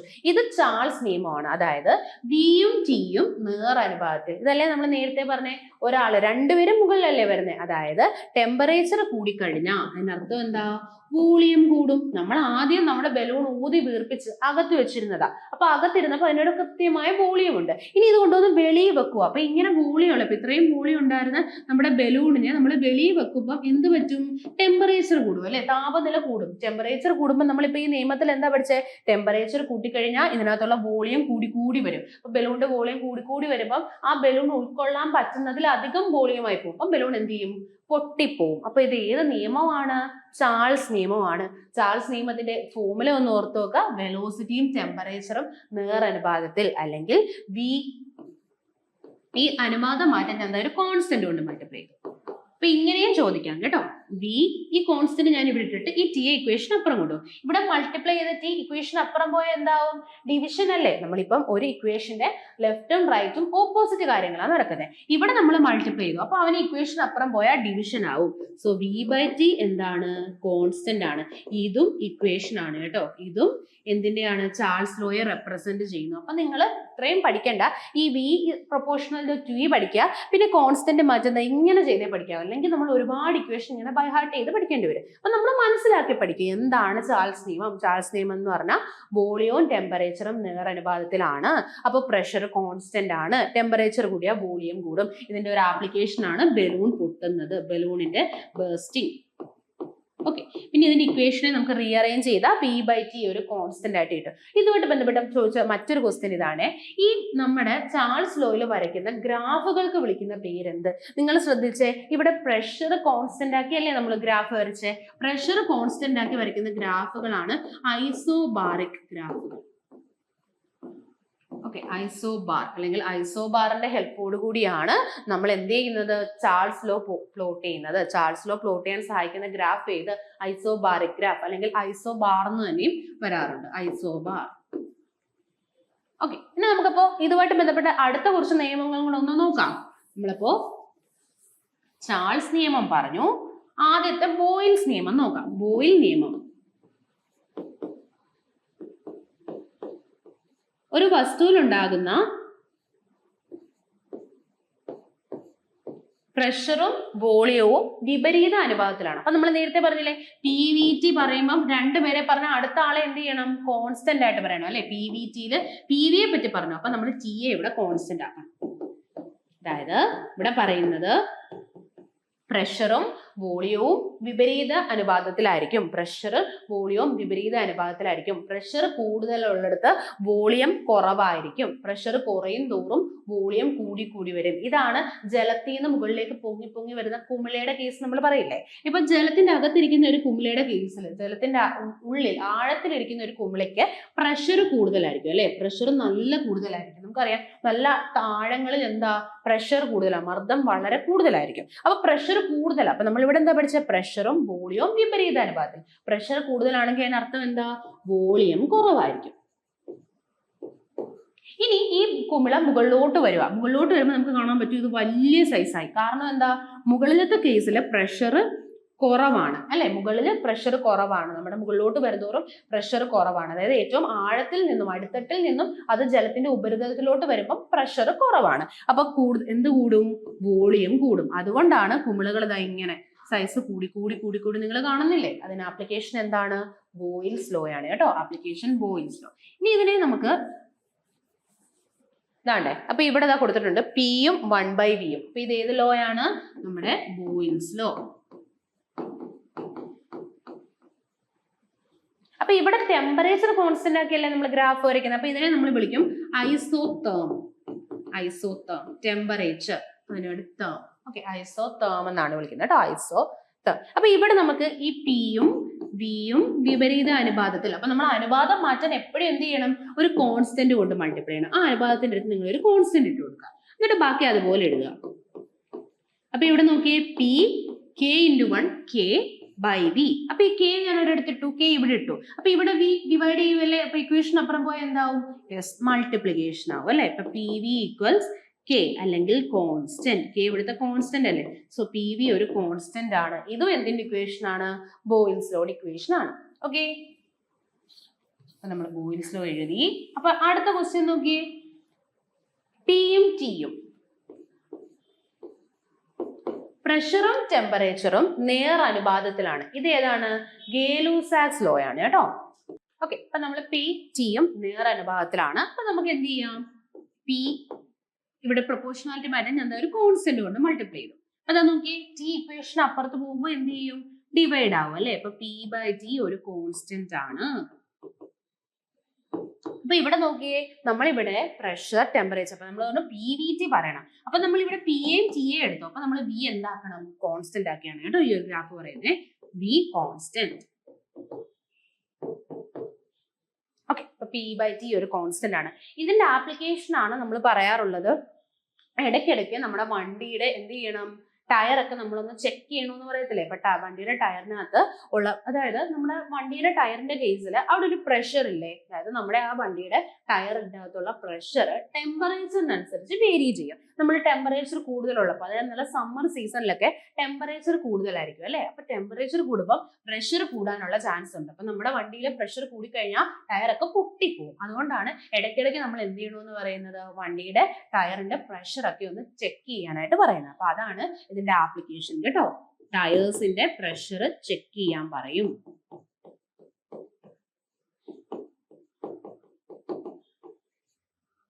ഓക്കെ, സോ p/t ഒരു കോൺസ്റ്റന്റ് ആണ് എന്നാണ് ഈ ഒരു ഇക്വേഷനിൽ നിന്ന് മനസ്സിലാവുന്നത്. സോ pt എന്ന് പറയുന്നത് ഇത് എന്തിന്റെയാണ്? നമ്മുടെ ഗേ-ലൂസാക്സ് ലോ. ഇനി ഫസ്റ്റ് ഓപ്ഷൻ നോക്കിയേ, V and N നമ്മുടെ ചാൾസ് ലോ. അതായത് വോളിയം നമ്പർ ഓഫ് മോൾസും ഡയറക്ട്ലി പ്രൊപ്പോർഷണൽ. അതായത് വോളിയം കൂടുമ്പോൾ നമ്പർ ഓഫ് മോൾസ് കൂടും. ഇത് എന്തുമായിട്ട് ബന്ധപ്പെട്ട? ഇത് നമ്മുടെ അവഗാഡ്രോസ് ലോ ആണ്. Avogadro's law. സോ V എന്ന് പറയുന്നത് N × ഒരു കോൺസ്റ്റന്റ് എന്ന് കൊടുക്കാം. സോ നമുക്ക് എങ്ങനെ കിട്ടും? V/N ഒരു കോൺസ്റ്റന്റ് എന്ന് കിട്ടി. ഇതാണ് അതിന്റെ മറ്റൊരു ഫോമിൽ റെപ്രസെന്റ് ചെയ്യുന്നത്. അപ്പൊ നമ്മുടെ ക്വസ്റ്റ്യൻ എന്താ? ഊതി വീർപ്പിച്ച ബലൂൺ അല്പനേരം വെയിലത്ത് വെച്ചാൽ പൊട്ടാൻ കാരണം വോളിയവും ടെമ്പറേച്ചറും അല്ലെ. അപ്പൊ ഏത് ലോ ആണ്? നമ്മുടെ Charles law. B proportional to T. ഇത് ലോയും വെച്ചും ചോദിക്കും. അപ്പൊ രണ്ട് രീതിയിൽ നിങ്ങൾ അറിഞ്ഞു വെക്കുക. ഇത്രയും കാര്യങ്ങൾ ജസ്റ്റ് നോക്കിയാൽ മതി. നിങ്ങൾക്ക് ഒരു ക്വസ്റ്റ്യൻ ചെയ്യാൻ പറ്റും. ഓക്കെ, അപ്പൊ നമുക്ക് അടുത്ത ക്വസ്റ്റ്യനിലോട്ട് പോവാം. അപവർത്തനം എന്ന പ്രതിഭാസത്തിൽ പ്രകാശത്തിന്റെ ഏത് സവിശേഷതയ്ക്കാണ് മാറ്റം സംഭവിക്കാത്തത്? അപ്പോ അപവർത്തനം എന്താണ് എന്ന് നമുക്കൊന്ന് നോക്കാം. അതായത് അപവർത്തനം എന്ന് പറഞ്ഞാൽ പ്രകാശം ഒരു മാധ്യമത്തിൽ നിന്നും മറ്റൊരു മാധ്യമത്തിലേക്ക് സഞ്ചരിക്കുമ്പോൾ പ്രകാശത്തിന്റെ പാതയ്ക്കുണ്ടാവുന്ന ഒരു വ്യത്യാസമാണ്. അതായത് ഇപ്പൊ ഇങ്ങനെ വന്ന ഒരു ലൈറ്റ് ആണ്. അതായത് ഇതിപ്പോ ഞാനൊരു ഫസ്റ്റ് മീഡിയം എടുത്തു. ഇതൊരു മാധ്യമം, ഒന്നാമത്തെ മാധ്യമം, ഇത് രണ്ടാമത്തെ മാധ്യമം. ഓക്കെ, അപ്പൊ നമുക്ക് ഒന്നാമത്തെ മാധ്യമത്തിൽ നിന്നും ഈ ഒരു പ്രകാശം രണ്ടാമത്തെ മാധ്യമത്തിലേക്ക് സഞ്ചരിക്കുമ്പോൾ നമ്മൾ വിചാരിക്കും ഇങ്ങനെ വന്ന ലൈറ്റ് അല്ലേ, അടുത്ത മാധ്യമത്തിൽ ഇങ്ങനെ തന്നെ പോകും. പക്ഷെ അങ്ങനെ ഇല്ല. നമുക്ക് നോക്കുമ്പോൾ കാണാൻ പറ്റും ചെറുതായിട്ടൊന്ന് ബെൻഡ് ചെയ്യുന്നുണ്ട്, അല്ലെങ്കിൽ ചെറുതായിട്ടൊന്ന് വളയുന്നുണ്ട്. അടുത്ത മാധ്യമത്തിലേക്ക് അത് കടക്കുമ്പം അതിന് ചെറുതായിട്ട് ഒരു വളവ് സംഭവിക്കും. ഇങ്ങനെ ചെറുതായിട്ട് വളയുന്നു. അതായത് ഒരു മാധ്യമത്തിൽ നിന്നും പ്രകാശം മറ്റൊരു മാധ്യമത്തിലേക്ക് കടക്കുമ്പം അതിന്റെ പാതയ്ക്ക് ചെറുതായിട്ട് എന്ത് ചെയ്യും, ഒരു വ്യത്യാസം വരും. ഈ ഒരു പ്രതിഭാസമാണ് അപവർത്തനം കേട്ടോ. പ്രകാശത്തിന്റെ പാതയ്ക്കുണ്ടാവുന്ന വ്യത്യാസമാണ് നമ്മൾ എന്തെന്ന് പറയുന്നത്, അപവർത്തനം. അപ്പൊ ഈ അപവർത്തനത്തിൽ സംഭവിക്കുമ്പം എന്തിനാ മാറ്റം സംഭവിക്കുന്നില്ല, ഇതാണ് ക്വസ്റ്റ്യൻ. അതായത് ഒരു രശ്മിക്ക് അപവർത്തനം സംഭവിക്കുമ്പോൾ ഏതിനാണ് മാറ്റമില്ലാതെ നിലനിൽക്കുന്നത്? ഈ ടൈപ്പ് ഒരു ക്വസ്റ്റ്യൻ കഴിഞ്ഞ മാരത്തണിൽ നമ്മൾ ചെയ്തതാ. അപ്പൊ ഇവിടെ നോക്കിയേ, ആവൃത്തിയാണ് കേട്ടോ ആൻസർ. അതായത് ഇപ്പോ ഈ ക്വസ്റ്റ്യൻ രണ്ട് രീതിയിൽ ചോദിക്കാം. ഒന്ന് നമ്മളിപ്പോ പറഞ്ഞു, ഒരു റേക്ക് റിഫ്രാക്ഷൻ സംഭവിക്കുന്ന സമയത്ത് മാറ്റമില്ലാത്തത് ഏതെന്ന് ചോദിച്ചാൽ നിങ്ങൾ എന്ത് പറയണം, ആവൃത്തി. അതായത് ഈ റേക്ക് റിഫ്രാക്ഷൻ സംഭവിക്കുമ്പോൾ ഞാൻ ഇവിടുത്തെ തരംഗദൈർഘ്യം ഞാൻ മെഷർ ചെയ്യുവാണ്. ഞാൻ തരംഗദൈർഘ്യം നോക്കിയപ്പം എനിക്ക് 1 മീറ്റർ എന്ന് കിട്ടി. എന്നാൽ റിഫ്രാക്റ്റഡ് റേക്ക് നോക്കുമ്പം എനിക്ക് കിട്ടുന്നത്, ഈ അപവർത്തനം സംഭവിച്ച രശ്മിക്ക് നോക്കുമ്പം എനിക്ക് കിട്ടുന്നത് 2 മീറ്ററോ വേറൊരു വാല്യൂ ആയിരിക്കും. അതിനർത്ഥം എന്താ, തരംഗദൈർഘ്യത്തിന് മാറ്റം വന്നു. ഇനി ഞാൻ ആയതി നോക്കുവാണ്. അവിടുത്തെ ആയതി എന്ന് പറഞ്ഞാൽ നമ്മളിപ്പം ഒരു തരംഗത്തിന്റെ ഉണ്ടാകുന്ന ഏറ്റവും ഉയർന്ന ഡിസ്പ്ലേസ്മെന്റിനെ നമ്മൾ വിളിക്കുന്ന പേരാണ് ആയതി. അതിനുണ്ടാകുന്ന ഏറ്റവും വലിയ സ്ഥാനാന്തരം. അതായത് ഇപ്പൊ നമ്മൾ ഇങ്ങനെ ഒരു തരംഗം പോകുന്നു, അതിന്റെ ഒരു പോയിന്റിൽ അതിന്റെ നിങ്ങൾ നോക്കിയേ, നിങ്ങൾക്ക് കാണാൻ പറ്റുന്നില്ലേ, ഇതിനിതായി ഇത്രയും നീളമേ ഉള്ളൂ. പക്ഷെ ഈ തരംഗത്തിന് വലിയ നീളമാണ്, വലിയ സ്ഥാനാന്തരം സംഭവിച്ചു. അപ്പൊ നമ്മൾ അതിന്റെ ആയതി എന്ന് വിളിക്കുന്നു. ഏറ്റവും കൂടിയ സ്ഥാനാന്തരത്തെ നമ്മൾ വിളിക്കുന്ന പേരാണ് ആയതി. അപ്പൊ ആയതിയുടെ വാല്യൂ ഞാൻ മെഷർ ചെയ്തപ്പം എനിക്ക് ആദ്യത്തെ മീഡിയത്തിൽ 1 കിട്ടിയെങ്കിൽ രണ്ടാമത്തെ മീഡിയത്തിൽ എനിക്ക് 2.5 കിട്ടുന്നത്. ഞാൻ ചുമ്മാ ഒരു വാല്യൂ പറയുവാണ് കേട്ടോ. 1 മീറ്റർ കിട്ടി, പിന്നെ 2.5 മീറ്റർ കിട്ടി. ഇനി ഞാൻ ഇതിന്റെ വെലോസിറ്റി നോക്കുന്നു. അപ്പൊ നിങ്ങൾ ആലോചിച്ച് നോക്കിയേ, ഇപ്പൊ നമ്മൾ ഒരു മീഡിയത്തിൽ, ഇപ്പൊ ഞാൻ ഈ ഒരു മീഡിയത്തിന്റെ വെലോസിറ്റി നോക്കിയപ്പോൾ എനിക്ക് 3 × 10⁸ കിട്ടിയെന്ന് വിചാരിക്കാം. ഓക്കെ, അടുത്ത മീഡിയത്തിലോട്ട് വന്നപ്പോൾ എന്താ, അതിന്റെ വാല്യൂ 2.25 × 10⁸. അപ്പൊ ഇതിൽ എന്ത് വന്നു, മാറ്റം സംഭവിച്ചു. പക്ഷേ ഞാൻ ഇവിടുത്തെ ഫ്രീക്വൻസി മെഷർ ചെയ്യുമ്പം എനിക്ക് ആദ്യത്തെ മീഡിയത്തിൽ 1 ഹെർട്സ് ആണെങ്കിൽ രണ്ടാമത്തെ മീഡിയത്തിൽ എന്തായിരിക്കും, 1 ഹെർട്സ് ആയിരിക്കും. വല്ല മാറ്റവും ഉണ്ടോ? ഇല്ല. ഇനി ഇത് വേറെ രീതി ചോദിക്കുന്നതെന്ന് പറഞ്ഞു കഴിഞ്ഞാൽ, ഇനിയിപ്പം ഒരു തരംഗം, ഇപ്പൊ ഒരു ശബ്ദ തരംഗം ജലത്തിൽ നിന്നും അത് ഡയമണ്ടിലേക്ക് കടക്കുന്നു. അതിൽ ഏതാണ് മാറ്റമില്ലാതെ തുടരുന്നത്? അതിന്റെ ആൻസർ എന്താ? ആവൃത്തി. ഒരു തരംഗം ഒരു മാധ്യമത്തിൽ നിന്നും മറ്റൊരു മാധ്യമത്തിലേക്ക് സഞ്ചരിക്കുമ്പോൾ മാറ്റമില്ലാതെ തുടരുന്ന ഒരേ ഒരു ക്വാണ്ടിറ്റി ഉള്ളൂ, അതെന്തായിരിക്കും? ആവൃത്തി ആയിരിക്കും. സോ നമ്മുടെ ആൻസർ എന്ന് പറയുന്നത് ആവൃത്തിയാണ്. അപ്പൊ ഈ അപവർത്തനം പറഞ്ഞപ്പോഴേ, അപവർത്തനവുമായി ബന്ധപ്പെട്ട ഒരു ലോ ഉണ്ടല്ലോ. അപവർത്തനത്തിന് 2 ലോ ഉണ്ട്. അപവർത്തനത്തിന്റെ ലോയിൽ 2 പോയിന്റ്സ് ഉണ്ട് കേട്ടോ. അതിന്റെ രണ്ടാമത്തെ പോയിന്റ് മറ്റൊരു ലോ ആയിട്ട് തന്നെയാണ് വരുന്നത്. അപ്പൊ അപവർത്തനവുമായി ബന്ധപ്പെട്ട നിയമം നമുക്കൊന്ന് നോക്കാം. അപവർത്തനവുമായി ബന്ധപ്പെട്ട നിയമം ഒന്ന് അറിഞ്ഞിരിക്കാം. അപവർത്തനവുമായി ബന്ധപ്പെട്ട നിയമം പറയുന്നത്, ഫസ്റ്റ് കേസ് എന്ന് പറയുന്നത്, ഇവിടുത്തെ പതനരശ്മിയും അപവർത്തന രശ്മിയും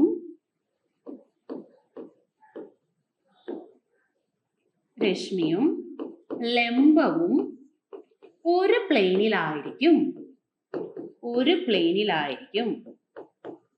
ഓക്കെ, അതായത് ഞാൻ ഇവിടെ വരുന്ന ഈ ഒരു പതനരശ്മിയും ഇങ്ങോട്ട് അപവർത്തന രശ്മിയും, ഞാൻ ഇവിടെ ഒരു ലംബം വരയ്ക്കുക എന്ന് പറഞ്ഞാൽ ഇവിടെ നിന്ന് നമ്മൾ ഇങ്ങനെ ഒരു പെർപെൻഡിക്കുലർ വരച്ചാൽ മതി, ലംബം. അപ്പൊ ഈ ലംബം, പതനരശ്മി, അപവർത്തന രശ്മി, ഇതെല്ലാം ഒരു ഒറ്റ പ്ലെയിനിലായിരിക്കും. അതായത് ഇവിടുത്തെ പ്ലെയിൻ എന്ന് ഉദ്ദേശിക്കുന്നത് നമ്മുടെ XY പ്ലെയിൻ ഇല്ലേ, നമ്മൾ ഇങ്ങനെ വരയ്ക്കുന്ന XYZ പ്ലെയിൻ എന്നൊക്കെ പറഞ്ഞ ആ ഒരു XY പ്ലെയിൻ ആണ് കേട്ടോ. അപ്പൊ എല്ലാം എന്ത് ചെയ്യും? ഒരു പ്ലെയിനിൽ നിൽക്കും. പതനരശ്മി, അപവർത്തന രശ്മി, ലംബം ഒരു പ്ലെയിനിൽ നിൽക്കും. ഇനി രണ്ടാമത്തതും കൂടെ നിങ്ങളൊന്ന് അറിഞ്ഞിരിക്കുക. സൈൻ ഓഫ് പതനകോൺ ബൈ സൈൻ ഓഫ് അപവർത്തന കോൺ എന്ന് പറയുന്നത് ഒരു കോൺസ്റ്റന്റ് ആണ്. അതിനെ നമ്മൾ അപവർത്തനാങ്കം എന്നാണ് പറയുന്നത് കേട്ടോ. അപവർത്തനാങ്കം അതായത് എന്താ ഇവിടുത്തെ പതനകോൺ, നമ്മൾ ഈ ആംഗിൾ മെഷർ ചെയ്യാൻ വേണ്ടി നമ്മുടെ നോർമൽ വളരെ ഇമ്പോർട്ടന്റ് ആണ്. ഈ നോർമലും പതനരശ്മിയും തമ്മിലുള്ള ആംഗിളിനെ നമുക്ക് പതനകോൺ എന്ന് വിളിക്കാം. അതുപോലെ തന്നെ ഈ നോർമലും അപവർത്തന രശ്മിയും തമ്മിലുള്ള ആംഗിളിനെ അപവർത്തന കോണെന്ന് നമുക്ക് വിളിക്കാം. അപ്പോൾ ഈ പതന കോണിന്റെ സൈൻ വിലയും അപവർത്തന കോണിന്റെ സൈൻ വിലയും നമുക്ക് ഹരിച്ചു കഴിഞ്ഞാൽ ഒരു കോൺസ്റ്റന്റ് വാല്യൂവിനെ കിട്ടും. ആ കോൺസ്റ്റന്റ് വാല്യൂവിനെ നമ്മൾ വിളിക്കുന്ന പേരാണ് അപവർത്തനാങ്കം അല്ലെങ്കിൽ റിഫ്രാക്റ്റീവ് ഇൻഡെക്സ്. ഇതിൽ ഈ രണ്ടാമത്തെ ഈ ലോ ഇല്ലേ, ഇത് കൊണ്ടുവന്നത് ഒരു സയന്റിസ്റ്റ് വില്ലിബോർഡ് സ്നെൽ എന്ന് പറഞ്ഞ ഒരു സയന്റിസ്റ്റ് ആണ്. അതുകൊണ്ട് അദ്ദേഹം ഈ ലോയ്ക്ക് സ്നെൽസ് നിയമം എന്നങ്ങ് പേരും കൊടുത്തു. അപ്പോൾ സ്നെൽസ് നിയമം ഏത് എന്ന് ചോദിച്ചാൽ നിങ്ങൾ അറിയണം, sin i by sin r എന്ന് പറയുന്നത് ഒരു കോൺസ്റ്റന്റ് ആണ്. അതിനെ നമുക്ക് എന്തെന്ന് വിളിക്കാം? അപവർത്തനാങ്കം എന്ന് വിളിക്കാം. ഇതാണ് സ്നെൽസ് നിയമം. ഇത് അപവർത്തന നിയമത്തിലെ രണ്ടാമത്തെ നിയമമാണ്. അപവർത്തന നിയമത്തിലെ രണ്ട് നിയമങ്ങൾ ഏതൊക്കെയാണ്? പതനരശ്മി, അപവർത്തന രശ്മി, ലംബം എല്ലാം എന്ത് ചെയ്യും? ഒരു പ്ലെയിനിലായിരിക്കും നിൽക്കുന്നത്. രണ്ടാമത്തെ പോയിന്റ് എന്ന് പറയുന്നത് sin i by sin r എന്ന് പറയുന്നത് ഒരു കോൺസ്റ്റന്റ് വാല്യൂ ആയിരിക്കും. അപവർത്തനാങ്കം എന്തായിരിക്കും? സ്ഥിരമാണ്. Okay, sin i by sin r ഒരു കോൺസ്റ്റന്റ് ആണ്. ഇതാണ് സ്നെൽ നിയമം. ഓക്കെ, അപ്പൊ ഇത്രയും കാര്യങ്ങളൊക്കെ ആയല്ലോ. നമുക്ക് അടുത്ത ക്വസ്റ്റ്യനിലോട്ട് മൂവ് ആവാം. ഗോളാകൃതിയിലുള്ള ഭൂമിയുടെ ഉപരിതലത്തിൽ ഒരു വസ്തുവിന് 5 കിലോഗ്രാം പിണ്ഡമുണ്ട്. ആ വസ്തുവിനെ ഭൂമിയുടെ കേന്ദ്ര ബിന്ദുവിൽ എത്തിച്ചാൽ പിണ്ഡം എത്രയായിരിക്കും? വളരെ സിമ്പിൾ അല്ലേ? ഗോളാകൃതിയിലുള്ള ഭൂമി, അതിനകത്ത് നമ്മൾ ഒരു വസ്തുവിന്റെ പിണ്ഡം നമ്മൾ ആദ്യം മെഷർ ചെയ്തു 5 കിലോഗ്രാം. ഈ വസ്തുവിനെ എന്ത് ചെയ്യുന്നു? ഭൂമിയുടെ കേന്ദ്രത്തിൽ കൊണ്ടുപോകുന്നു. കുട്ടികളെ ഡൗട്ട് ആക്കാനുള്ള ഒരു ക്വസ്റ്റ്യൻ ആണ്. ഭൂമിയുടെ കേന്ദ്രത്തിൽ കൊണ്ടുപോകും. കേന്ദ്രത്തിൽ കൊണ്ടുപോകുമ്പോൾ പിണ്ഡം എത്രയാണ്? നമ്മള് കേന്ദ്രത്തിലോട്ട് കൊണ്ടുപോകുമ്പോൾ ഉള്ള പിണ്ഡം നിങ്ങൾ ആലോചിച്ച് നോക്കിയാൽ പിണ്ഡത്തിന് എന്തെങ്കിലും മാറ്റം ഉണ്ടോ? ഭൂമിയുടെ ഉപരിതലത്തിൽ ഇരിക്കുന്ന ഒരു വസ്തു 5 കിലോഗ്രാം ഉണ്ട്. ഭൂമിയുടെ കേന്ദ്രത്തിൽ കൊണ്ടുപോയാലും ആ വസ്തുവിന് 5 കിലോഗ്രാം അല്ലേ? 5 കിലോഗ്രാം തന്നെ. പക്ഷെ ആൻസർ 0 വരും ക്വസ്റ്റ്യൻ ഒരു മാറ്റം വന്ന. അതായത് ഭൂമിയിലെ ഉപരിതലത്തിൽ 5 കിലോഗ്രാം ഉള്ള ഒരു വസ്തുവിനെ ഭൂകേന്ദ്രത്തിൽ കൊണ്ടുപോകുമ്പം വെയിറ്റ് എത്ര എന്ന് ചോദിച്ചാൽ നിങ്ങൾ എന്ത് പറയണം? വെയിറ്റ് ഒന്ന് ആലോചിച്ച് നോക്കിയേ. mg അല്ലേ? മാസ് മാറ്റമില്ല, 5 തന്നെ. പക്ഷേ ഭൂമിയുടെ കേന്ദ്രത്തിൽ ജിയുടെ വാല്യൂ എത്രയാണ്? 0. അപ്പം വെയിറ്റിന്റെ വാല്യൂ എത്ര വന്നേനെ? 0. ക്വസ്റ്റ്യൻ തെറ്റിക്കാൻ വേണ്ടി തന്നെ ചോദിക്കുന്നതാണ്. പിണ്ഡമാണ്, അപ്പൊ പിണ്ഡം 5 കിലോഗ്രാം തന്നെ, പിണ്ഡത്തിന് മാറ്റമില്ല. വെയിറ്റ് ആയിരുന്നെങ്കിൽ, വെയിറ്റ് ആയിരുന്നു ക്വസ്റ്റ്യൻ എങ്കിൽ ആൻസർ എന്ത് വന്നേനെ? 0 ന്യൂട്ടൺ. ഓക്കെ, വേറെ ക്വസ്റ്റ്യൻ നല്ല ക്വസ്റ്റ്യൻ ആണ്. കാരണം പലരും ഈ ഭൂമിയുടെ കേന്ദ്രത്തിൽ ജിയുടെ വാല്യൂ 0 അല്ലേ എന്ന് ഓർത്തിട്ട് പെട്ടെന്ന് അങ്ങ് 0 എന്നങ്ങ് എഴുതും. പക്ഷെ ജിയുടെ വാല്യൂ 0 ആണ്, വെയിറ്റിന്റെ വാല്യൂ 0 ആണ്. പക്ഷെ പിണ്ഡത്തിന്റെ വാല്യൂ ഉണ്ട്. പിണ്ഡമാണ് നമ്മളോട് ചോദിക്കുന്നത്. പിണ്ഡം 5 കിലോ ആണെങ്കിൽ പിണ്ഡം എപ്പോഴും കോൺസ്റ്റന്റ് ആണ്, മാറ്റമില്ല. വെയിറ്റ് ആയിരുന്നെങ്കിൽ ആൻസർ 0 ആണ്. ഓക്കെ, നെക്സ്റ്റ് വൺ, ഒരു വസ്തുവിന്റെ താപം രേഖപ്പെടുത്തിയത് 131 ഡിഗ്രി ഫാരൻഹീറ്റ് ആണ്. ഫാരൻഹീറ്റ് സ്കെയിലിലെ ഒരു വസ്തുവിന്റെ ഡിഗ്രി സെൽഷ്യസ് താപത്തിന്റെ അളവ് എഴുതാനാണ് ക്വസ്റ്റ്യൻ. ഓക്കെ, അപ്പോൾ ഫാരൻഹീറ്റിൽ നമുക്കൊരു റീഡിംഗ് ഉണ്ട്, നമുക്ക് സെൽഷ്യസിലോട്ട് കൺവേർട്ട് ചെയ്യാം. അപ്പൊ നമുക്കറിയാലോ ഫാരൻഹീറ്റും സെൽഷ്യസും തമ്മിലുള്ള റിലേഷൻ. അപ്പൊ നമുക്കറിയാം ഈ ഡിഗ്രി സെൽഷ്യസിലായാലും ഫാരൻഹീറ്റിലായാലും നമ്മൾ അതൊക്കെ എന്താ? തെർമോമീറ്റേഴ്സ് ആണ് അല്ലെ? താപമാപിനികളാണ് തെർമോമീറ്റേഴ്സ്. നമ്മളെ ടെമ്പറേച്ചർ മെഷർ ചെയ്യാനായിട്ട് നമ്മൾ ഉപയോഗിക്കുന്ന ഡിവൈസ് ആണ് തെർമോമീറ്റേഴ്സ്. അത് പല സ്കെയിലുകളുള്ള പല തെർമോമീറ്റേഴ്സ് ഉണ്ട്. സെൽഷ്യസ് സ്കെയിൽ തെർമോമീറ്റർ ഉണ്ട്, കെൽവിൻ സ്കെയിൽ തെർമോമീറ്റർ ഉണ്ട്, അതോടൊപ്പം തന്നെ ഫാരൻഹീറ്റ് സ്കെയിൽ തെർമോമീറ്റർ ഉണ്ട്. അപ്പൊ നമ്മുടെ ക്വസ്റ്റ്യൻ ഫാരൻഹീറ്റും സെൽഷ്യസും ആണ്. അപ്പൊ നമ്മൾ ഫാരൻഹീറ്റും സെൽഷ്യസും തമ്മിലൊരു ഇക്വേഷൻ അറിയാലോ. F is equal to 9/5C plus 32. ഇതാണ് ഫാരൻഹീറ്റും സെൽഷ്യസും തമ്മിലുള്ള ഇക്വേഷൻ. അതായത് ഫാരൻഹീറ്റ് കണ്ടുപിടിക്കണമെങ്കിൽ ഡിഗ്രി സെൽഷ്യസിലുള്ള വാല്യൂവിനെ 9/5 കൊണ്ട് മൾട്ടിപ്ലൈ ചെയ്ത് പ്ലസ് 3/2 ചെയ്താൽ നമുക്ക് ഫാരൻഹീറ്റ് റീഡിംഗ് കിട്ടും. ഓക്കെ, അപ്പൊ ഇത് ഫാരൻഹീറ്റ് തെർമോമീറ്റർ ആണ് കേട്ടോ, ഫാരൻഹീറ്റ്. ഇനി നമുക്ക് കെൽവിനിലും ഉണ്ട്, അതായത് കെൽവിൻ സ്കെയിൽ തെർമോമീറ്ററും ഉണ്ട്. കെൽവിൻ സ്കെയിലില് റീഡിംഗ് കണ്ടുപിടിക്കാൻ നമ്മൾ എന്ത് ചെയ്താൽ മതി? നമ്മുടെ ഡിഗ്രി സെൽഷ്യസിൽ എത്ര വാല്യൂ ആണോ പ്ലസ് 273.15. ഈ 0.15 ഇമ്പോർട്ടന്റ് ആണ്. നിങ്ങൾക്ക് കെൽവിനിലെ റീഡിംഗ് കണ്ടുപിടിക്കണമെങ്കിൽ ഡിഗ്രി സെൽഷ്യസിനോടൊപ്പം നിങ്ങൾ എന്ത് ചെയ്യണം? 273.15 ആഡ് ചെയ്യണം. അങ്ങനെയാണ് നമുക്ക് ഈ ഒരു ക്വസ്റ്റ്യൻ ചെയ്താലോ. ഓക്കെ, അപ്പൊ നമുക്ക് ഈ ഒരു ക്വസ്റ്റ്യൻ നോക്കിയേ. 9/5C plus 32. അപ്പൊ നമ്മൾ ഇതിനകത്തേക്ക് വാല്യൂ സബ്സ്റ്റിറ്റ്യൂട്ട് ചെയ്യാം. നമ്മുടെ ക്വസ്റ്റ്യനിൽ തന്നിരിക്കുന്നത് 131 ഫാരൻഹീറ്റ് ആണ്. 131.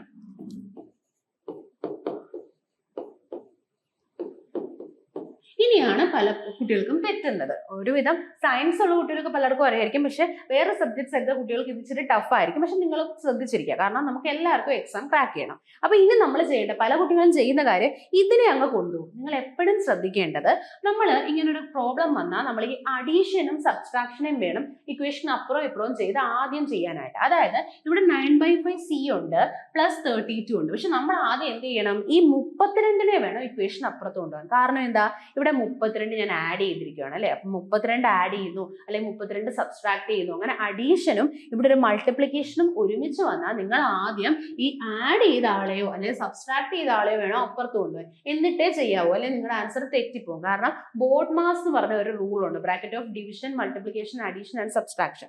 അത് വെച്ചിട്ട് നമ്മൾ ആദ്യം സിമ്പിൾ ആയിട്ടുള്ള ഇങ്ങനത്തെ അഡീഷനും സബ്സ്ട്രാക്ഷനും ഒരു സൈഡിൽ കൊണ്ടുപോയിട്ട് വേണം ഈ ആളെ ചെയ്യാൻ.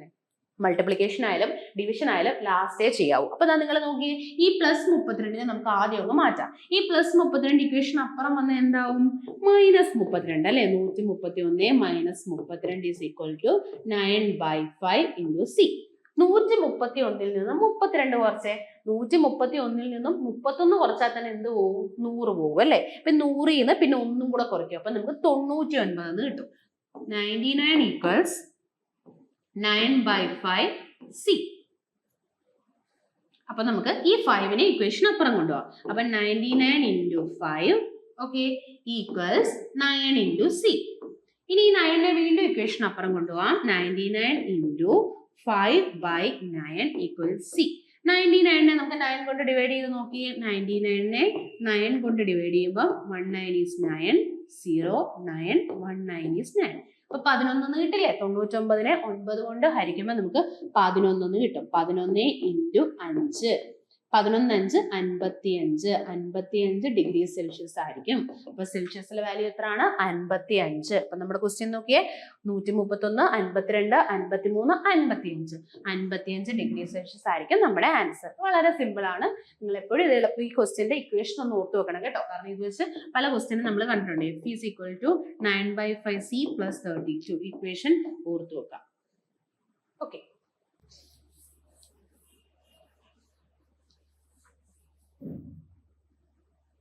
നെക്സ്റ്റ് ക്വസ്റ്റ്യൻ, ഒരു വസ്തുവിന്റെ സ്ഥാനാന്തരം സമയത്തിന്റെ വർഗത്തിന് ആനുപാതികമാണെങ്കിൽ ആ വസ്തുവിന്റെ ചലനം.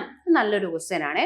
ഒരു വസ്തുവിന്റെ സ്ഥാനാന്തരം സമയത്തിന്റെ വർഗത്തിന് അനുപാതമാണെങ്കിൽ ആ വസ്തുവിന്റെ ചലനം. അപ്പൊ അതാ നോക്കി, സ്ഥാനാന്തരത്തെ നമ്മൾ എസ് എന്ന, സ്ഥാനാന്തരം എന്ന് പറഞ്ഞാൽ ഇപ്പൊ ഒരു വസ്തു ഇങ്ങനെ സഞ്ചരിക്കുന്നു, പിന്നെ അതിന് പല പാതയിൽ സഞ്ചരിക്കാം. ഇപ്പൊ ഞാൻ ദാണ്ടെ A to B, ഇത് 2 പോയിന്റാ. എയിൽ നിന്നും ബിയിലേക്ക് എനിക്ക് പല രീതിയിൽ പോകാൻ പറ്റും. എന്താ, ഈ ഒരു പാതയിലൂടെ പോകുന്നു. ഇങ്ങനൊക്കെ ഞാൻ എനിക്കിപ്പം ഈ ഒരു പോയിന്റ് ഈ ഒരു പോയിന്റിലൂടെ ഞാൻ ഈ വളഞ്ഞ വഴിയൊക്കെ വന്ന് ആ പോയിന്റിൽ എത്തുന്നു. എനിക്കിത് ഈ ഒരു പോയിന്റിലൂടെ സഞ്ചരിച്ചൂടെ, ഡയറക്റ്റ് നേരെയുള്ള വഴി എനിക്ക് പൊയ്ക്കൂടെ. അപ്പോ ഈ ഒരു രീതിയിലും എനിക്ക് പോകാം. ഈ 3 പാതയിലൂടെ പോയാലും എനിക്ക് എത്തിയാൻ പറ്റും. എയിൽ നിന്ന് സ്റ്റാർട്ട് ചെയ്താൽ ബിയിലെത്താൻ പറ്റും. അപ്പൊ ഈ 3 പാതകളും, അതായത് ഇതൊരു പാതയാണ്, ഇത് രണ്ടാമത്തെ പാതയാണ്, ഇത് മൂന്നാമത്തെ പാതയാണ്. ഈ 3 പാതകളിലൂടെ സഞ്ചരിച്ചാലും എനിക്ക് എന്ത് ചെയ്യാൻ പറ്റും, ബി എന്ന പോയിന്റിൽ എത്തിച്ചേരാൻ പറ്റും. അപ്പൊ ഈ 3 പാതകളെ ഞാൻ വിളിക്കുന്ന പേരാണ് ഡിസ്റ്റൻസ് അല്ലെങ്കിൽ ദൂരം. അതായത് എന്റെ പോയിന്റിൽ എത്തിച്ചേരാൻ ഞാൻ സഞ്ചരിക്കുന്ന പാത, അതിനെയാണ് ഡിസ്റ്റൻസ് എന്ന് വിളിക്കുന്നത്, അല്ലെങ്കിൽ ദൂരം എന്ന് നമ്മൾ പറയും. ഇനിയിപ്പൊ ഞാൻ നോക്കിയേ, ഈ ഡിസ്റ്റൻസ് എടുത്തപ്പോൾ ഇതിനകത്ത് എനിക്ക് ഒരു ഡിസ്റ്റൻസിന്റെ വാല്യൂ ഏറ്റവും ചെറുതല്ലേ. അതായത് ഇപ്പൊ ഇത് ഞാൻ അളന്നപ്പോൾ ഒരു 150 കിട്ടി, ഇതൊരിപ്പം 130 കിട്ടി, പക്ഷെ ഇത് ചിലപ്പം 70 ഉള്ളൂ അല്ലേ. അപ്പൊ ഡിസ്റ്റൻസ് എനിക്ക് അളന്നപ്പം അതിനകത്ത് ഏറ്റവും ചെറിയൊരു ഡിസ്റ്റൻസ്, കുഞ്ഞു ഡിസ്റ്റൻസ് എന്ന് പറയുന്നത്, ഇതിനകത്ത് ഏറ്റവും ചെറിയ ദൂരം ഏതാണ്, കുഞ്ഞു ദൂരം. ഈ 70 അല്ലേ, 70. ഈ കുഞ്ഞു ദൂരത്തെ ഞാൻ വിളിക്കുന്ന പേരാണ് സ്ഥാനാന്തരം. ഓക്കെ, അപ്പം ദൂരം എന്ന് പറഞ്ഞാൽ ഒരു വസ്തു സഞ്ചരിക്കുന്ന ആകെ പാതയാണ്. ദൂരത്തിൽ ഏറ്റവും ചെറിയ ആളെ നമ്മൾ വിളിക്കുന്ന പേരാണ് സ്ഥാനാന്തരം. ദൂരത്തിൽ ഏറ്റവും ചെറിയ ആളാണ് സ്ഥാനാന്തരം. അപ്പൊ ഈ സ്ഥാനാന്തരത്തിനെ നമുക്ക് ദൂരത്തിൽ ചെറിയൊരാള് എന്നും പറയാം, അല്ലെങ്കിൽ ആദ്യ പോയിന്റും അന്ത്യ പോയിന്റും തമ്മിലുള്ള നേർരേഖാ ദൂരം എന്നും വിളിക്കാം കേട്ടോ. ആദ്യ പോയിന്റ് ഇതല്ലേ, ആദ്യ പോയിന്റും അന്ത്യ പോയിന്റും തമ്മിലുള്ള നേർരേഖ, ഒരു സ്ട്രെയിറ്റ് ലൈൻ ഡിസ്റ്റൻസ് ആണ് ഡിസ്പ്ലേസ്മെന്റ് എന്നും പറയാം. 2 രീതിയിലും പറയാം. അപ്പൊ ഇവിടെ പറയുന്നത്, ഒരു വസ്തുവിന്റെ സ്ഥാനാന്തരം സമയത്തിന്റെ വർഗത്തിന് നേർ അനുപാതമാണ്. എസ് എന്ന് പറയുന്നത് ടി സ്ക്വയറിന് സമയത്തിന്റെ വർഗത്തിന് നേർ അനുപാതമാണ്. ഇത് കാണുമ്പോൾ നിങ്ങൾക്ക് ഏതെങ്കിലും ഇക്വേഷൻ ഓർമ്മ വരുന്നുണ്ടോ? ഏതെങ്കിലും ഒരു വസ്തുവിന്റെ ചലനവുമായി ബന്ധപ്പെട്ട ഇക്വേഷൻ ഓർമ്മയുണ്ടോ? നമ്മളുടെ ഇക്വേഷൻസ് ഓഫ് മോഷൻ, നമ്മൾ ചലനവുമായി ബന്ധപ്പെട്ട് 3 ഇക്വേഷൻസ് പറയും. First one v equals u plus at, second one s equals ut plus half at square, third one v square equals u square plus 2as. Okay, അപ്പോ ഇത് 3ഉമാണ് നമ്മൾ പറയുന്ന equations of motion. v എന്ന് പറയുമ്പം അവസാനത്തെ velocity, ഒരു വസ്തു സഞ്ചരിക്കുമ്പോൾ അതിനുണ്ടാകുന്ന അവസാന വെലോസിറ്റിയെ നമ്മൾ v എന്ന് വിളിക്കും. u എന്ന് പറയുമ്പം ആദ്യ വെലോസിറ്റി, ആദ്യം അതിന് എത്ര വെലോസിറ്റി ഉണ്ട് അതാണ് ഇനിഷ്യൽ വെലോസിറ്റി. സോ v എന്ന് പറയുന്നത് അവസാന velocity, u initial velocity, a എന്ന് പറയുന്നത് ആക്സിലറേഷൻ ആണ് കേട്ടോ. അടുത്തത് ഇതെല്ലാം കിട്ടിയല്ലോ. എസ് സ്ഥാനാന്തരം. അപ്പൊ നമ്മൾ നോക്കി എസ് പ്രൊപ്പോർഷണൽ ടി സ്ക്വയർ, ഇത് എവിടെങ്കിലും നിങ്ങൾ കാണുന്നുണ്ടോ? എസ് പ്രൊപ്പോർഷണൽ ടി സ്ക്വയർ എവിടെയാ? ഈ ഇക്വേഷൻ നോക്കിയേ, S equals U T plus half A T സ്ക്വയറിൽ നമ്മുടെ യു ടി അങ്ങ് പോയി, അതായത് S equals U T plus half A T സ്ക്വയറിൽ നമ്മുടെ യു ടി അങ്ങ് പോയെന്ന് വിചാരിച്ചേ. അപ്പൊ നോക്കിയേ, S equals half A T square. ഇത് നമുക്ക് ഇങ്ങനെ എഴുതിക്കൂടെ? എസ് എന്തിനെ ഡിപ്പെൻഡ് ചെയ്യുന്നു? ടി സ്ക്വയറിന് പ്രൊപ്പോർഷണൽ ആണ്. S proportional T square. എങ്ങനെയാ? ഈ യു ടി എന്ന് പറഞ്ഞിട്ട് നമ്മൾ കളഞ്ഞു, പിന്നെ ഹാഫ് എ ടി സ്ക്വയറിൽ നിന്ന് നമുക്ക് പ്രൊപ്പോർഷണാലിറ്റി കൊടുത്തു, ടി സ്ക്വയറിന് നേർ അനുപാതമാണ്. അപ്പൊ നമ്മൾ ഈ ഇക്വേഷൻസ് ഓഫ് മോഷൻ എവിടെയാണ് അപ്ലൈ ചെയ്യുന്നതെന്ന് ആലോചിക്കുക. ഇക്വേഷൻസ് ഓഫ് മോഷൻ, അതായത് നമ്മൾ ഒരു വസ്തുവിൽ ഈ ഇക്വേഷൻ അപ്ലൈ ചെയ്യണമെങ്കിൽ അവിടെ ഒരു കണ്ടീഷൻ ഉണ്ട്. അതെന്ന് പറയുന്നത് ഒരു യൂണിഫോം ആക്സിലറേഷൻ ആയിരിക്കണം, അല്ലെങ്കിൽ സമത്വരണത്തിൽ സഞ്ചരിക്കുമ്പോഴാണ് നമ്മൾ ഇക്വേഷൻസ് ഓഫ് മോഷൻസ് അപ്ലൈ ചെയ്യുന്നത്. v is equal to u plus at, s equal to ut plus half at square, v square equal to u square plus 2as. ഇത് അപ്ലൈ ചെയ്യുന്നത് നമ്മൾ ഏത് കണ്ടീഷൻ ആണെന്ന് ഓർത്ത് നോക്കുക. നമ്മൾ യൂണിഫോം ആക്സിലറേഷന്റെ സമയത്താണ് ഒരു വസ്തുവിന് ഈ ഒരു ഇക്വേഷൻ അപ്ലൈ ചെയ്യുന്നത്. യൂണിഫോം ആക്സിലറേഷൻ എന്ന് പറഞ്ഞാൽ സമത്വരണം. അതായത് ഞാനൊരു വസ്തുവിന്റെ ത്വരണം അളക്കുമ്പോൾ ഇപ്പോ ഫസ്റ്റ് ഒരു സെക്കൻഡിൽ അതിന്റെ ത്വരണം എനിക്ക് 20 കിട്ടിയെന്ന് വിചാരിക്കുക. രണ്ടാമത്തെ സെക്കൻഡിൽ അത് 40 കിട്ടുന്നു, മൂന്നാമത്തെ സെക്കൻഡിൽ 60 കിട്ടുന്നു, 4ൽ 80. അതായത് ഈ ഒരു സെക്കൻഡ് നോക്കിയേ, ഞാൻ ഇവിടെ ഒരു സെക്കൻഡ്, 2 സെക്കൻഡ് 1 സെക്കൻഡ് ഇടയിൽ വ്യത്യാസം 1 സെക്കൻഡ് അല്ലേ? ഒരു സെക്കൻഡിൽ 20ന്റെ 40ന്റെ വ്യത്യാസം എത്ര? 20. അതായത് ഒരു സെക്കൻഡിൽ 20. ഇവിടെ നോക്കിയേ, 2ഉം 3ന്റെയും വ്യത്യാസം 1, 1 സെക്കൻഡ്. അവിടെയും 40ഉം 60ഉം വ്യത്യാസം 20. വീണ്ടും ഒരു സെക്കൻഡ് 60ഉം 80ഉം വ്യത്യാസം 20. അതായത് ഓരോ സെക്കൻഡിലും അത് എത്ര സഞ്ചരിച്ചുകൊണ്ടിരുന്ന acceleration? 20 metre per second square തന്നെ. അതാണ് സമത്വരണം. നമ്മൾ ഓരോ സെക്കൻഡ് എടുത്ത് നോക്കിക്കഴിഞ്ഞാലും അവിടുത്തെ ആക്സിലറേഷൻ അല്ലെങ്കിൽ ത്വരണം സ്ഥിരമായിട്ട് നിൽക്കുന്നു. എപ്പോഴും ആദ്യത്തെ ഒരു സെക്കൻഡിൽ എത്രയാണോ നമുക്ക് കിട്ടുന്നത് അത് തന്നെയായിരിക്കും അടുത്ത ഒരു സെക്കൻഡിലും. ഇവിടെ ആദ്യത്തെ ഒരു സെക്കൻഡിൽ നമുക്ക് 20 അല്ലേ കിട്ടിയേ, അടുത്ത ഒരു സെക്കൻഡിൽ നമുക്ക് 20 അല്ലേ കിട്ടുന്നേ, പിന്നത്തെ ഒരു സെക്കൻഡിൽ നമുക്ക് എന്ത് തന്നെ കിട്ടും? 20 തന്നെ കിട്ടും. അപ്പൊ ഇതാണ് എന്ത്? സമത്വരണം. അപ്പൊ ആൻസർ സമത്വരണമാണ് കേട്ടോ. എളുപ്പമാണ്. ഈ ഒരു ഇക്വേഷൻ ആണെന്ന് ഒന്ന് ഓർമ്മ വന്നു കഴിഞ്ഞാൽ നമുക്ക് അത് ഏത് കണ്ടീഷനിൽ യൂസ് ചെയ്യുന്നു എന്ന് പറഞ്ഞാൽ ഈ ക്വസ്റ്റ്യൻ നമുക്ക് ചെയ്യാൻ പറ്റും. Okay, next question. പ്രവൃത്തി ചെയ്യാനുള്ള കഴിവാണ്. ഓക്കെ, ഒരാൾക്ക് ഒരു വർക്ക് ചെയ്യാനുള്ള കഴിവിനെ നമ്മൾ വിളിക്കുന്ന പേരെന്താണ്? Energy. Energy is the capacity to do work എന്ന് നമ്മൾ പഠിച്ചിട്ടില്ലേ? എനർജി എന്ന് വെച്ചാൽ ഒരാൾക്ക് എന്തെങ്കിലും ഒരു പ്രവൃത്തി, എന്തെങ്കിലും ഒരു ജോലി ചെയ്യാനുള്ള കഴിവാണ് എനർജി. ഇമ്പോർട്ടന്റ് ആണ്. ഇനി നമ്മൾ അറിഞ്ഞിരിക്കേണ്ടത് എനർജിയുടെ യൂണിറ്റ് ഏത്? എനർജി എന്ന് പറഞ്ഞാൽ നമുക്കൊരു പ്രവൃത്തി ചെയ്യാനുള്ള കഴിവിനെയാണ്, അല്ലെ നമ്മുടെ കപ്പാസിറ്റിനെയാണ് എനർജി എന്ന് വിളിക്കുന്നത്. ഇതിന്റെ യൂണിറ്റ് ഏതാ? യെസ്, ജൂൾ ആണ്. ജെയിംസ് പ്രെസ്കോട്ട് ജൂൾ എന്ന് പറഞ്ഞ സയന്റിസ്റ്റിനെ ഓണർ ചെയ്തുകൊണ്ട് ജൂൾ ആണ് നമ്മൾ ഇവിടെ യൂസ് ചെയ്യുന്നത്. ഇനി ഈ ജൂള് SI യൂണിറ്റ് ആണ് കേട്ടോ. അപ്പൊ നമ്മൾ CGS യൂണിറ്റ് ഉപയോഗിക്കും. അതായത് നമ്മൾ ആദ്യ കാലങ്ങളിൽ ഉപയോഗിച്ചിരുന്ന യൂണിറ്റ് ആണ് CGS യൂണിറ്റ്. എങ്കിലും നമ്മൾ ഇപ്പോഴും പറയും ഇത്ര വാല്യൂ ആണ്, ഒരു CGS-ഉം SI-യും തമ്മിൽ കണക്ട് ചെയ്യുന്ന വാല്യൂ എത്ര എന്നുള്ള ക്വസ്റ്റ്യൻ ഒക്കെ ചോദിക്കും. അപ്പൊ ഒരു ജൂള് എന്ന് പറഞ്ഞാൽ SI യൂണിറ്റ് ആണ് കേട്ടോ. അപ്പൊ ഇതിന്റെ CGS യൂണിറ്റ് എന്ന് പറയുന്നത് എർഗ് ആണ്. CGS യൂണിറ്റ് എന്താ? എർഗ് ആണ്. ഒരു ജൂൾ എന്ന് പറയുന്നത് എത്ര എർഗ്? അത് എപ്പോഴും ചോദിക്കുന്നതാണ്. ഒരു ജൂൾ 10⁻⁷ എർഗ്. 1 joule 10⁻⁷ erg. എപ്പോഴും ചോദിക്കുന്ന ക്വസ്റ്റ്യൻ ആണ്. 1 ജൂൾ എന്ന് പറയുന്നത് 10�7 എർഗാണ്. ഓക്കെ, ഇനി നമ്മൾ എനർജിക്ക് തുല്യമായിട്ടുള്ള ആൾക്കാർ ആർക്കൊക്കെയാണ്? ഒരേ എനർജിയുടെ യൂണിറ്റ് നമ്മൾ ജൂള് പറഞ്ഞില്ലേ. ഇനി ജൂള് വരുന്ന ആരുടെയൊക്കെ യൂണിറ്റ് ആണ് ജൂള്? അവരെല്ലാം എനർജിക്ക് തുല്യമാണെന്ന് നിങ്ങൾ ആലോചിക്കണം. എനർജിക്ക് തുല്യമായിട്ട് വരുന്ന ഒരാളാണ് നമ്മുടെ വർക്ക്. കാരണം വർക്കിന്റെ യൂണിറ്റും നിങ്ങൾ നോക്കിയേ നമ്മുടെ ജൂള് തന്നെയല്ലേ. സോ വർക്ക്, എനർജി എല്ലാം എന്താ? ഈക്വൽ ആണ്. കാരണം രണ്ടുപേരുടെ യൂണിറ്റ് തന്നെ സെയിം ആ. എനർജിയുടെ യൂണിറ്റ് നോക്കിയാൽ ജൂളാണ്, വർക്കിന്റെ യൂണിറ്റും ജൂളാണ്. അപ്പൊ എനർജി, വർക്ക് ഇവരുടെയൊക്കെ യൂണിറ്റ് സെയിം ആണ്. അതുപോലെ തന്നെ കൈനറ്റിക് എനർജി, പൊട്ടൻഷ്യൽ എനർജി, ഇതിന്റെ എല്ലാം യൂണിറ്റ് സെയിം ആണ്. സോ എനർജി എന്ന് പറയുന്നത് വർക്കാണ്, അല്ലെങ്കിൽ പൊട്ടൻഷ്യൽ എനർജി ആണ്, കൈനറ്റിക് എനർജി ആണ്. ഇതുമായിട്ട് ബന്ധപ്പെട്ട ഒരു തിയറവും കൂടെ ഉണ്ട്. അതാണ് വർക്ക് എനർജി തിയറം, പ്രവൃത്തി ഊർജ സിദ്ധാന്തം.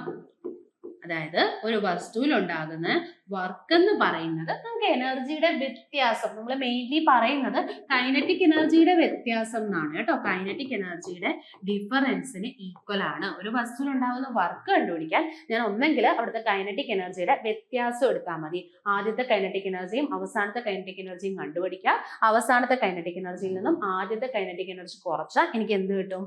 അവിടുത്തെ വർക്ക് കിട്ടും. ഓക്കെ, അപ്പം വർക്കും energy, potential energy, kinetic energy, work എല്ലാം തുല്യമാണ് എന്നതൊന്ന് ഓർത്ത് വെക്കുക. അപ്പൊ ഇതാ നോക്കിയേ, അപ്പൊ നമ്മൾ ഈ ഒരു ഇക്വേഷൻ നിങ്ങൾ എപ്പോഴും ഓർത്തിരിക്കണേ. 1 ജൂൾ 10⁻⁷ എർഗ്. ഇതുപോലെ തന്നെ മറ്റൊരാളെ നമ്മളൊന്ന് കണക്ട് ചെയ്ത് പറയും. ബലത്തിന്റെ കേസിൽ നമ്മൾ ബലം അളക്കുന്നത് ഐസക് ന്യൂട്ടനെ ഓണർ ചെയ്തുകൊണ്ട് ന്യൂട്ടണിലാണ്.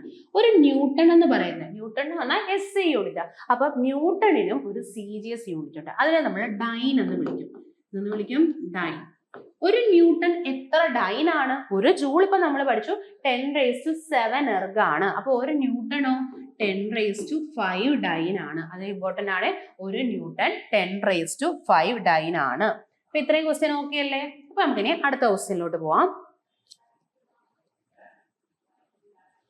ചുറ്റുപാടുകളെ അപേക്ഷിച്ച് ഒരു വസ്തുവിനുണ്ടാകുന്ന സ്ഥാനമാറ്റം ഇതിന് എന്തെന്നാണ് പറയുന്നത്? അതായത് സറൗണ്ടിങ്സിനെ വെച്ച് നോക്കുമ്പോൾ ഒരു വസ്തുവിനുണ്ടാകുന്ന സ്ഥാനമാറ്റത്തെ നമ്മൾ വിളിക്കുന്ന പേരാണ് ചലനം. അതായത് നമ്മൾ ഈ ചലനം ഒക്കെ പറയുമ്പോൾ എപ്പോഴും ചുറ്റുപാടിനെ ബേസ് ചെയ്താണ് കേട്ടോ പറയുന്നത്. അതായത് ചുറ്റുപാടിനെ നോക്കി അത് മൂവ് ചെയ്യുന്നുണ്ടോ, അല്ലെങ്കിൽ ചുറ്റുപാടിനെ നോക്കി അത് അനങ്ങാതിരിക്കുന്നു എന്ന് വെച്ചിട്ടാണ് അവരുടെ അവസ്ഥ പറയുന്നത്. ഇപ്പൊ നമ്മള് അതിന്റെ സറൗണ്ടിങ്സ്, ചുറ്റുപാടിനെ വെച്ച് നോക്കി നമ്മുടെ വസ്തു ചലിച്ചു എന്ന് വിചാരിക്കും. അതായത് ഒരു ചുറ്റുപാട് ഇരിക്കുന്നു, അല്ലെങ്കിൽ ഏതെങ്കിലും ഒരിടത്തൊരു വസ്തു ഇരിക്കുന്നു. നിങ്ങളിപ്പോ ഒരു ഗാർഡൻ ഉദ്ദേശിച്ചാൽ മതി. ഒരു ഗാർഡനിൽ ഒരു വസ്തു ഇരിക്കുന്നു. അപ്പൊ ആ ചുറ്റുപാടിനെ വെച്ച്, ആ ഗാർഡനെ വെച്ച് നോക്കുമ്പോൾ വസ്തു ചലിച്ചു കഴിഞ്ഞാൽ നമ്മൾ പറയും വസ്തു ചലനത്തിലാണ്. ഓക്കെ, ചുറ്റുപാടിനെ വെച്ച്, അതായത് ആ ഗാർഡനിനെ വെച്ച് നോക്കുവാണെങ്കിൽ വസ്തു ഒന്ന് മൂവ് ചെയ്താ, ഒന്ന് അനങ്ങിയാ നമ്മൾ പറഞ്ഞു വസ്തുവിന് എന്തുണ്ട്? ചലനമുണ്ട്. ഇനി സറൗണ്ടിങ്ങിനെ വെച്ച് വസ്തു നിശ്ചലമായിട്ടിരുന്നു. അതായത് നമ്മളിപ്പോ ഒരു എൻവയോൺമെന്റ്, നമ്മളിപ്പോ ഗാർഡനിൽ വെച്ച് നോക്കുവാണ്. അപ്പൊ ഏതെങ്കിലും ഒരു വസ്തു അനങ്ങാതിരിക്കുവാണ്, നിശ്ചലമായിട്ടിരിക്കുവാണെങ്കിൽ നമ്മൾ പറയും ആ വസ്തു നിശ്ചലാവസ്ഥയിലാണ്, അല്ലെങ്കിൽ റെസ്റ്റിലാണ്. ഓക്കെ, അപ്പൊ എപ്പോഴും നമ്മൾ ചലനം എന്ന് പറയുന്നത് എന്താണ്? ആപേക്ഷികമാണ്. കാരണം ഒന്നിനെ നമുക്ക് റിലേറ്റ് ചെയ്ത് മാത്രമേ എന്ത് ചെയ്യാൻ പറയാൻ പറ്റൂ? ചലനത്തെ പറയാൻ പറ്റൂ. ആരെങ്കിലും ബന്ധിപ്പിച്ചാണ് നമ്മൾ ചലനം പറയുന്നത്. ഇപ്പൊ ഒരു വസ്തുവിന്റെ ചലനം പറയണമെങ്കിൽ നമുക്ക് എന്ത് വേണം? ഉറപ്പായിട്ടും ചുറ്റുപാട് വേണം. പക്ഷെ ഇത് നമുക്ക് കോൺസെപ്റ്റ് നമ്മൾ പൊതുവെ അങ്ങനെ യൂസ് ചെയ്യാറില്ല. നമ്മളത് റിലേറ്റീവ് എന്ന് പറഞ്ഞൊരു ടോപ്പിക്ക് നിങ്ങൾക്ക് പഠിക്കാനുണ്ട്. റിലേറ്റീവ് വെലോസിറ്റി അങ്ങനെയൊക്കെ പഠിക്കുന്ന സമയത്താണ് ഈ കാര്യം കൂടുതലായിട്ട് പറയുന്നത്. അപ്പൊ നിങ്ങളൊന്ന് ഓർത്ത് വെക്കുക, നമ്മൾ യൂഷ്വലി നമ്മൾ അങ്ങനെ പറയാറില്ല, അതിനെ വെച്ചിട്ട് കമ്പയർ ചെയ്ത് പറയാറില്ല. ചില കേസുകളിലാണ് നമ്മൾ റിലേറ്റീവ് വെലോസിറ്റി ഒക്കെ യൂസ് ചെയ്യാറുള്ളത്. പക്ഷെ നമ്മൾ അറിഞ്ഞിരിക്കുക, നമ്മൾ എപ്പോഴും ഒരു വസ്തു ചലിക്കുന്നുണ്ടോ അല്ലെങ്കിൽ അത് റെസ്റ്റിലാണോ എന്ന് പറയുന്നത് അതിന്റെ ചുറ്റുപാടിനെ വെച്ചാണ്. ചുറ്റുപാടിനെ വെച്ച് വസ്തു നിശ്ചലമായിട്ടിരുന്ന നമ്മൾ പറയും ആ വസ്തു റെസ്റ്റിലാണ്, അല്ലെങ്കിൽ നിശ്ചല അവസ്ഥയിലാണ്. ഇനി ചുറ്റുപാടിനെ വെച്ച് വസ്തു ചലിച്ചു കഴിഞ്ഞാൽ നമ്മൾ പറയും വസ്തു മോഷനിലാണ്, അല്ലെങ്കിൽ ചലനത്തിലാണ്. ഓക്കെ,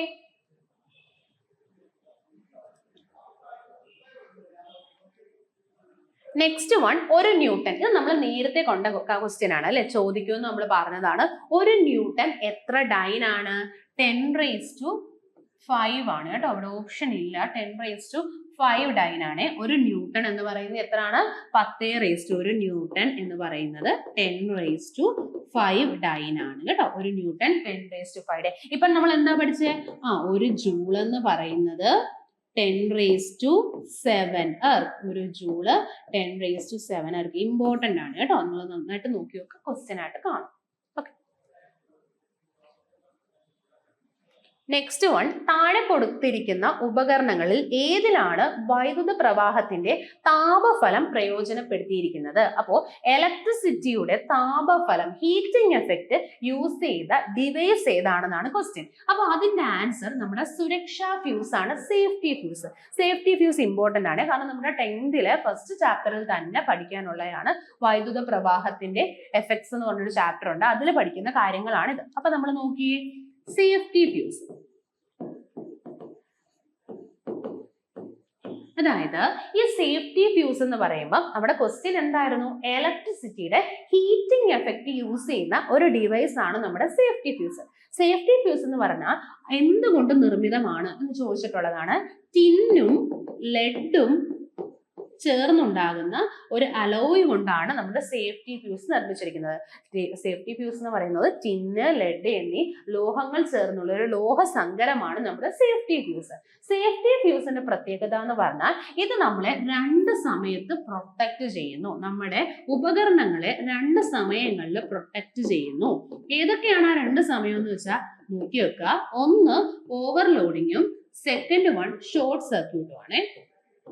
ഓവർലോഡിങ്ങും ഷോർട്ട് സർക്യൂട്ടും.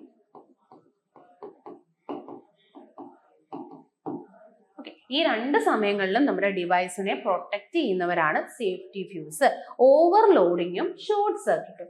ഓവർലോഡിങ് എന്ന് പറഞ്ഞാൽ നമ്മുടെ ഇപ്പം വീട്ടിലൊക്കെ നമുക്ക് യൂഷ്വലി കേൾക്കാറുള്ളതാണ് ഓവർലോഡിങ് സംഭവിക്കുന്നത്. അതായത് നമ്മുടെ വീട്ടിലെ സർക്യൂട്ടിലേക്ക് ഓവറായിട്ട് കറണ്ട് വരുന്നു. അതായത് കറണ്ട് ഓവറായിട്ട് കറണ്ട് കയറി വരുന്ന സിറ്റുവേഷൻ ആണ് ഓവർലോഡിങ്. ഓവറായിട്ട് കറണ്ട് നമ്മുടെ സിസ്റ്റത്തിലേക്ക് വരും. ഇതാണ് ഓവർലോഡിങ്. അടുത്തതെന്ന് പറഞ്ഞാൽ ഷോർട്ട് സർക്യൂട്ട്. ഷോർട്ട് ആവുന്നു. അതായത് നമ്മുടെ സർക്യൂട്ടിലെ ഏതെങ്കിലും 2 വയേഴ്സ് തമ്മിൽ കോണ്ടാക്റ്റിൽ വരുന്നു. നമുക്കറിയാം നമ്മുടെ സർക്യൂട്ടിലെ എല്ലാ വയറുകളും നല്ല രീതിയിൽ ഫിക്സ് ചെയ്തിരിക്കുക. ഏതെങ്കിലും ഒരു സാഹചര്യവശാൽ ഏതെങ്കിലും 2 വയേഴ്സുകൾ തമ്മിൽ എന്ത് ചെയ്യുന്നു? കോണ്ടാക്റ്റിൽ വരുന്നു. 2 വയേഴ്സ് കോണ്ടാക്റ്റിൽ വരുന്നു. അപ്പോ ഓവർലോഡിങ്ങിന്റെ സമയത്തും ഓവറായിട്ട് കറണ്ട് വരും അല്ലെ? അപ്പൊ കറണ്ടിന്റെ എമൗണ്ട് കൂടും. ഓവർലോഡിങ്ങിന്റെ സമയത്തും നമ്മുടെ സിസ്റ്റത്തിലെ കറണ്ട് കൂടും. അതോടൊപ്പം തന്നെ നിങ്ങൾ ആലോചിച്ച് നോക്കിയ ഷോർട്ട് സർക്യൂട്ട്. 2 വയേഴ്സ് തമ്മിൽ കോണ്ടാക്റ്റിൽ വരുന്നു. അപ്പൊ ഷോർട്ട് ആവുന്നു. അന്നേരവും എന്ത് പറ്റും? കറണ്ട് കൂടും. അപ്പൊ ടോട്ടലി നമ്മുടെ സിസ്റ്റത്തിൽ എന്ത് പറ്റും? കറണ്ട് കൂടും. അപ്പൊ നിങ്ങൾ ആലോചിച്ച് നോക്കിയേ, നമ്മുടെ സിസ്റ്റത്തിൽ ഒരുപാട് കറണ്ട് ആയി കഴിഞ്ഞാൽ അത്രയും കറണ്ട് നമ്മുടെ ഓരോ ഡിവൈസിലോട്ടും വരുന്നു. അപ്പൊ നമുക്കറിയാം നമ്മുടെ TV അല്ലെങ്കിൽ ഫ്രിഡ്ജ് അല്ലെങ്കിൽ വാഷിംഗ് മെഷീൻ ഇതിനൊക്കെ ഒരു ഇത്ര എമൗണ്ട് കറണ്ട് വന്നാൽ മതി. അത് കൂടുതൽ കറണ്ട് ഇവർക്ക് വേണോ? വേണ്ട. എല്ലാവർക്കും ഒരു ഡെഫിനറ്റ് ആയിട്ടുള്ള ഒരു എമൗണ്ട് ഉണ്ട്. അത്രയും കറണ്ട് മതി. പക്ഷേ ഓവർലോഡിങ്ങിന്റെ സമയത്തും ഷോർട്ട് സർക്യൂട്ടിന്റെ സമയത്തും കറണ്ട് അങ്ങ് ഒരുപാട് നമ്മുടെ സർക്യൂട്ടിലൂടെ വരും. അപ്പൊ കറണ്ട് ഒരുപാട് വന്നു കഴിഞ്ഞാൽ ഈ കറണ്ട് എന്ത് ചെയ്യും? നമ്മുടെ ഡിവൈസിലോട്ട് പോയി കഴിഞ്ഞാൽ നമ്മുടെ ഡിവൈസ് ഒക്കെ അടിച്ചു പോകും. അത് അവോയ്ഡ് ചെയ്യാൻ നമ്മൾ എന്ത് ചെയ്യണം? സേഫ്റ്റി ഫ്യൂസ് നമ്മുടെ വീടുകളിൽ ഇൻസ്റ്റാൾ ചെയ്യണം. അപ്പൊ സേഫ്റ്റി ഫ്യൂസ് എന്ത് ചെയ്യും? ഇത്തരത്തിലുണ്ടാകുന്നത് സേഫ്റ്റി ഫ്യൂസിന്റെ ഫംഗ്ഷൻ ഇതാണ്. ഓവറായിട്ട് വരുന്ന കറണ്ട് ഓവർലോഡിങ് സമയത്തോ ഷോർട്ട് സർക്യൂട്ട് സമയത്തോ ഒരുപാട് കറണ്ട് വരും. ഈ കറണ്ട് നമ്മുടെ ഈ സേഫ്റ്റി ഫ്യൂസിലൂടെ പാസ് ചെയ്യും. അപ്പൊ ഈ സേഫ്റ്റി ഫ്യൂസ് പെട്ടെന്ന് അങ്ങ് ഉരുകും കേട്ടോ. പെട്ടെന്ന് ഉരുകി കഴിഞ്ഞാൽ എന്ത് ചെയ്യത്തില്ല? കറണ്ട് ബാക്കി സർക്യൂട്ടിലൂടെ എന്ത് ചെയ്യില്ല? പോകില്ല. ഫോർ എക്സാമ്പിൾ നമ്മുടെ സിസ്റ്റത്തിലേക്ക് ഇവിടെ ഞാനൊരു സേഫ്റ്റി ഫ്യൂസ് വെച്ചു. അപ്പൊ നോക്കിയേ, ഇവിടെ നമ്മുടെ ഡിവൈസസ്. അപ്പൊ എന്താണ്? ഓവർലോഡിങ്ങോ അല്ലെങ്കിൽ ഷോർട്ട് സർക്യൂട്ടോ സംഭവിക്കുന്നു. ഓവറായിട്ട് നമ്മുടെ സിസ്റ്റത്തിൽ എങ്ങനെയോ കറണ്ട് വന്നു. ആ വരുന്ന കറണ്ട് ഇങ്ങനെ വന്നു കഴിഞ്ഞ് നമ്മുടെ സേഫ്റ്റി ഫ്യൂസിന്റെ അടുത്ത് വരും. ഇവനൊരു പ്രത്യേകതയുണ്ട്. ഇവന്റെ ദ്രവണാങ്കം കുറവായിരിക്കും കേട്ടോ. മെൽറ്റിംഗ് പോയിന്റ് ദ്രവണാങ്കം വളരെ കുറഞ്ഞവനാ. അതായത് ഇച്ചിരി ഒരു കറണ്ട് കിട്ടിയാൽ മതി അല്ലെങ്കിൽ ഇച്ചിരി ചൂട് കിട്ടിയാൽ മതി, ഇവൻ എന്ത് ചെയ്യുമെന്ന്? ഉരുകാൻ തുടങ്ങും. ഇവൻ എന്ത് ചെയ്യാൻ തുടങ്ങും? ഹീറ്റ് ചെയ്യാൻ തുടങ്ങും. അപ്പൊ ഈ വരുന്ന ഓവർലോഡിങ് സമയത്തും ഷോർട്ട് സർക്യൂട്ടിന്റെ സമയത്തും ഒരുപാട് കറന്റ് വന്നുകൊണ്ടിരിക്കുന്നത്. ആ കറണ്ട് ഇവിടെ എത്തുമ്പോൾ നമ്മുടെ ആരെ കാണുന്നു? നമ്മുടെ സേഫ്റ്റി ഫ്യൂസിനെ കാണുന്നു. അപ്പൊ ഈ സേഫ്റ്റി ഫ്യൂസിന് എന്താ പ്രത്യേകത? കുറച്ച് മെൽറ്റിംഗ് പോയിന്റ് ആണ് അല്ലെ, കുറഞ്ഞ മെൽറ്റിംഗ് പോയിന്റ്. ഇച്ചിരി തന്നെ തീ തട്ടിക്കഴിഞ്ഞാൽ എന്ത് പറ്റും? ഇതങ്ങ് ഉരുകാൻ തുടങ്ങും. അപ്പൊ ഈ ഒരു ഹീറ്റ് വരുമ്പോഴത്തേക്ക് എന്ത് പറ്റും? പെട്ടെന്ന് നമ്മുടെ സേഫ്റ്റി ഫ്യൂസ് അങ്ങ് മെൽറ്റ് ചെയ്യും, അങ്ങ് ഉരുകി അത് എന്ത് ചെയ്യും? അങ്ങനെ ബ്ലോക്ക് ചെയ്യും. ഇപ്പൊ നിങ്ങൾ ആലോചിച്ച് നോക്കി, ഇത് ഉരുകി കഴിഞ്ഞാൽ ഇവിടെ മൊത്തം വീഴത്തില്ലേ? വീണ് കഴിഞ്ഞാൽ ഈ കറണ്ടിന് ഈ വഴി പോകാൻ പറ്റുമോ? ഇല്ല. അപ്പൊ നമ്മുടെ ഡിവൈസിനെ എന്ത് ചെയ്യാൻ പറ്റും? പ്രൊട്ടക്ട് ചെയ്യാൻ പറ്റും. അതിനാണ് നമ്മൾ ആരെ യൂസ് ചെയ്യുന്നത്? സേഫ്റ്റി ഫ്യൂസിനെ ഉപയോഗിക്കുന്നത്. സേഫ്റ്റി ഫ്യൂസ് ഈ വരുന്ന കറണ്ട് വരുമ്പോൾ തന്നെ അതിന് എന്ത് ചെയ്യും? പെട്ടെന്ന് അങ്ങ് ഉരുകിപ്പോവും. മെൽറ്റിംഗ് പോയിന്റ് വളരെ കുറവാണ്. അത് ഒരു പോയിന്റ് ആണ് കേട്ടോ. മെൽറ്റിംഗ് പോയിന്റ്, ദ്രവണാങ്കം വളരെ കുറവാണ്. അതുകൊണ്ട് ഇത് പെട്ടെന്ന് അങ്ങ് ഉരുകുമ്പോൾ എന്ത് പറ്റും? ഇത് ഉരുകുമ്പോൾ നമ്മുടെ ഡിവൈസിലേക്ക്, നമ്മുടെ വീട്ടിലെ ബാക്കിയുള്ള ഉപകരണങ്ങളിലേക്ക് അത്രയും കറണ്ട് എത്തിച്ചേരില്ല. അപ്പൊ നമ്മുടെ ഉപകരണങ്ങളെ എന്ത് ചെയ്യാൻ പറ്റും? പ്രൊട്ടക്ട് ചെയ്യാൻ പറ്റും. അപ്പൊ നമ്മുടെ ക്വസ്റ്റ്യൻ നോക്കിയേ, താഴെ കൊടുത്തിരിക്കുന്ന ഉപകരണങ്ങളിൽ ഏതിലാണ് വൈദ്യുത പ്രവാഹത്തിന്റെ താപഫലം, ഹീറ്റിംഗ് എഫക്റ്റ് അല്ലേ ഉപയോഗിക്കുന്നത്? ആ ഒരു ഇത്രയും ഒരു തീവ്രതയോട് കൂടിയ കറണ്ട് വരുന്ന സമയത്ത് നമ്മുടെ സേഫ്റ്റി ഫ്യൂസ് എന്ത് ചെയ്യാൻ തുടങ്ങും? ഉരുകാൻ തുടങ്ങും അല്ലേ? അത് പെട്ടെന്ന് ഹീറ്റ് ചെയ്ത് എന്ത് ചെയ്യും? ഉരുകും. അപ്പൊ ഏതാണ് ആ ഇൻസ്ട്രുമെന്റ് എന്ന് ചോദിച്ചാൽ പറയണം സേഫ്റ്റി ഫ്യൂസ് ആണ്. ഓക്കെ, നെക്സ്റ്റ് വൺ, വൈദ്യുത ചാർജിന്റെ യൂണിറ്റ് ഏത്? നമ്മുടെ ചാർജ് മെഷർ ചെയ്യുന്ന യൂണിറ്റ് ഏതാണ്? ഇതിന്റെ ആൻസർ കൂളോംബ് ആണ് കേട്ടോ. കൂളോംബ്. നമ്മൾ ചാർജ് മെഷർ ചെയ്യുന്ന യൂണിറ്റ് ആണ്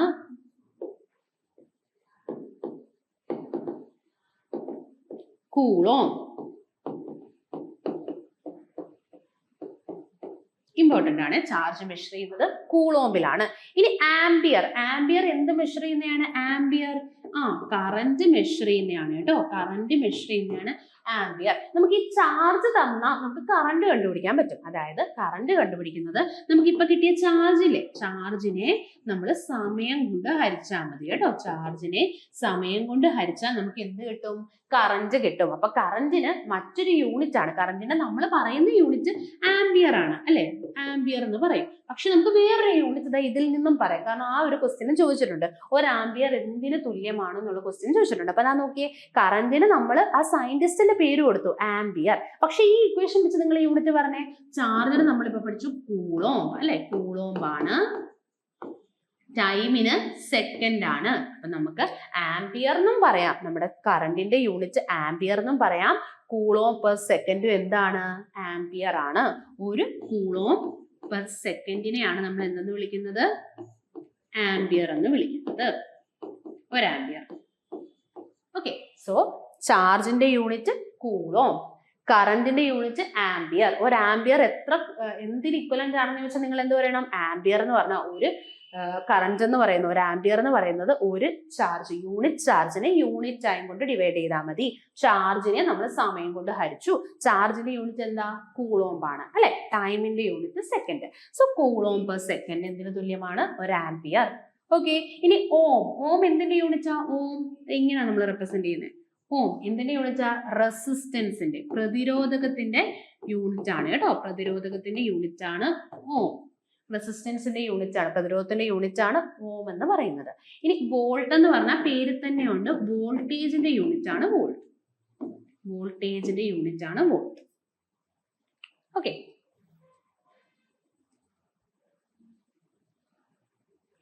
ഒരു ഉപകരണത്തിന്റെ പവറും അതിൽ നൽകുന്ന വോൾട്ടേജും തമ്മിലുള്ള അനുപാതമാണ് ഏതാണെന്നാണ് നമ്മുടെ ക്വസ്റ്റ്യൻ. ഇതും നമ്മൾ നേരത്തെ പറഞ്ഞ 10th ചാപ്റ്ററിലെ 10th ഫസ്റ്റ് ചാപ്റ്റർ അതുമായിട്ട് ബന്ധപ്പെട്ട ഒരു ക്വസ്റ്റ്യൻ ആണ്. അതായത് നമ്മളുടെ വോൾട്ടേജും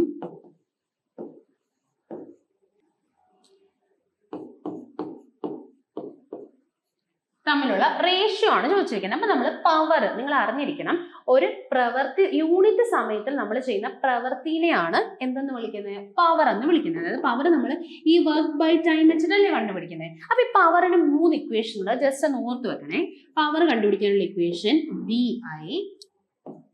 V²/R I²R. ഈ 3 ഇക്വേഷൻസ് നമുക്ക് പവറിനെ യൂസ് ചെയ്യാം. V²/R I²R. ഈ 3 ഇക്വേഷൻ വെച്ച് നമുക്ക് പവർ കാൽക്കുലേറ്റ് ചെയ്യാനായിട്ട് പറ്റും. അപ്പൊ നമ്മൾ ഇവിടെ നമ്മുടെ ക്വസ്റ്റ്യൻ പവറും വോൾട്ടേജും തമ്മിലുള്ള റേഷ്യോ ആണ്. P/V ആണ് നമ്മുടെ ക്വസ്റ്റ്യൻ. അപ്പൊ നമ്മൾ നോക്കിയേ, ഈ ഇക്വേഷൻ നമുക്ക് സബ്സ്റ്റിറ്റ്യൂട്ട് ചെയ്യാം. VI/V. അപ്പൊ നമുക്ക് എന്ത് കിട്ടും? കറന്റ് എന്ന് കിട്ടും. സോ പവറിന്റെയും വോൾട്ടേജിന്റെയും റേഷ്യോ ഏതാന്ന് ചോദിച്ചാൽ കറന്റ് ആണ്. നമ്മൾ കറന്റ് എന്തിലാ മെഷർ ചെയ്യുന്നത്? ആംപിയറിലല്ലേ. സോ ഈ കറന്റിനെ മെഷർ ചെയ്യുന്നത് ആംപിയറേജ് എന്ന് വിളിക്കും. അത് എവിടെ എന്ന് പറഞ്ഞാൽ നമ്മൾ കണ്ടക്ടറിന്റെ കേസിൽ, നമ്മളിപ്പോ ഒരു കണ്ടക്ടർ എടുക്കുമ്പോൾ നമ്മൾ ഈ കറന്റ് എന്നല്ല പറയുന്ന ആംപിയറേജ് എന്നാണ്. അപ്പൊ നമ്മുടെ ക്വസ്റ്റ്യൻ എന്ന് പറയുന്നത് ഒരു ഉപകരണത്തിന്റെ പവറും അതിന്റെ വോൾട്ടേജും തമ്മിലുള്ള അനുപാതം എന്താണ്? ആംപിയറേജ് ആണ്. ഓക്കെ, അപ്പൊ നമ്മൾ ആംപിയറേജ് പറഞ്ഞു. പവറും വോൾട്ടേജും തമ്മിലുള്ള റേഷ്യോ ആണ് നമുക്ക് കറന്റ് എന്ന് കിട്ടി. അപ്പൊ നമ്മൾ ഈ കറന്റിനെ, നമ്മളിപ്പം ഇൻസ്ട്രുമെന്റിന്റെ കേസിൽ നമ്മൾ വയറൊക്കെ എടുക്കുന്ന സമയത്ത് നമുക്കിത് ആംപിയറേജ് എന്നാണ് കേട്ടോ പറയുന്നത്. കറന്റിനെ നമ്മൾ മെഷർ ചെയ്യുന്നത് കറന്റ് എന്നല്ല, നമ്മൾ ആംപിയറേജ് എന്നാണ് പറയുന്നത്. അപ്പൊ അതാ ഈ ഒരു ഓപ്ഷൻ കണ്ടോ, ഗേജ്. ഇത് നമ്മുടെ ക്വസ്റ്റ്യനിൽ ടെക്സ്റ്റിൽ കൊടുത്തിട്ടുള്ളതാണ് കേട്ടോ. അതായത് ഒരു വയറിന്റെ കേസിൽ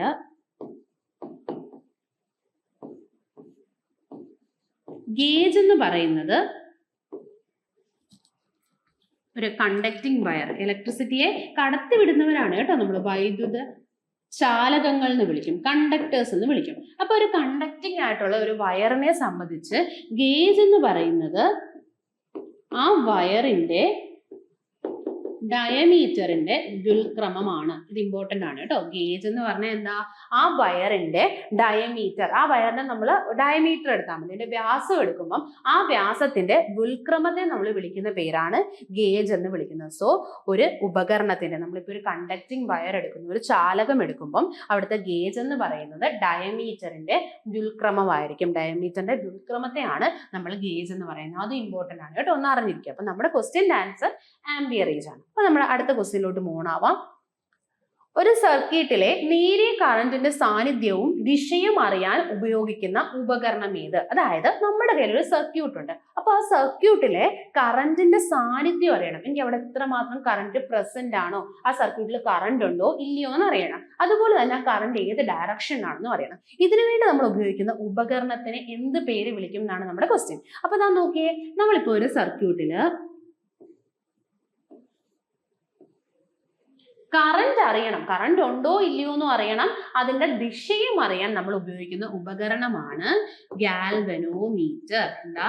ഗാൽവനോമീറ്റർ. നമ്മളിങ്ങനെ ഗാൽവനോമീറ്റർ ഇങ്ങനെ നിങ്ങൾ കണ്ടിട്ടുണ്ടായിരിക്കും. അപ്പൊ ഈ ഗാൽവനോമീറ്റർ എന്ത് ചെയ്യും? കറന്റ് ഉണ്ടെങ്കിൽ ഇത് അങ്ങോട്ടോ ഇങ്ങോട്ടോ, അപ്പൊ കറന്റ് ഇല്ലാത്തപ്പോ എന്താ? ഇത് നേരെ നിൽക്കും.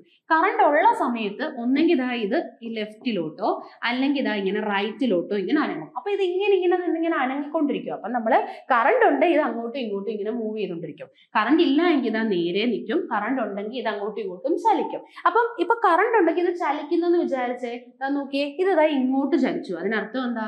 ഈ ദിശയിലായിരിക്കും നമ്മുടെ കറന്റ്. ഇനി ഇത് ഇങ്ങോട്ട് ചലിച്ചു, അതിനർത്ഥം എന്താ?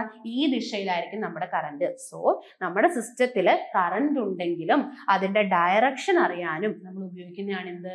ഗാൽവനോമീറ്റർ. പക്ഷെ ഈ ഗാൽവനോമീറ്ററിന് ചെറിയ കറന്റ്, സ്മാൾ കറന്റ് മാത്രമേ നമുക്ക് എന്ത് ചെയ്യാൻ പറ്റൂ? ഡിറ്റക്ട് ചെയ്യാൻ പറ്റൂ. വളരെ ചെറിയ കറന്റ് മാത്രമാണ് ഗാൽവനോമീറ്ററിന് മെഷർ ചെയ്യാൻ പറ്റുന്നത്. വളരെ ചെറിയ കറന്റ് അത് അറിയാൻ സഹായിക്കും, ദിശയും അറിയാൻ സഹായിക്കും. എന്നാൽ ഇനി എനിക്കൊരു വലിയ കറന്റ് മെഷർ ചെയ്യണം, അങ്ങനെയാണ് നമുക്ക് ഗാൽവനോമീറ്റർ പറ്റുമോ? ഇല്ല. വലിയ കറന്റ് മെഷർ ചെയ്യാനായിട്ടാണ് നമ്മൾ അമ്മീറ്റർ യൂസ് ചെയ്യുന്നത്.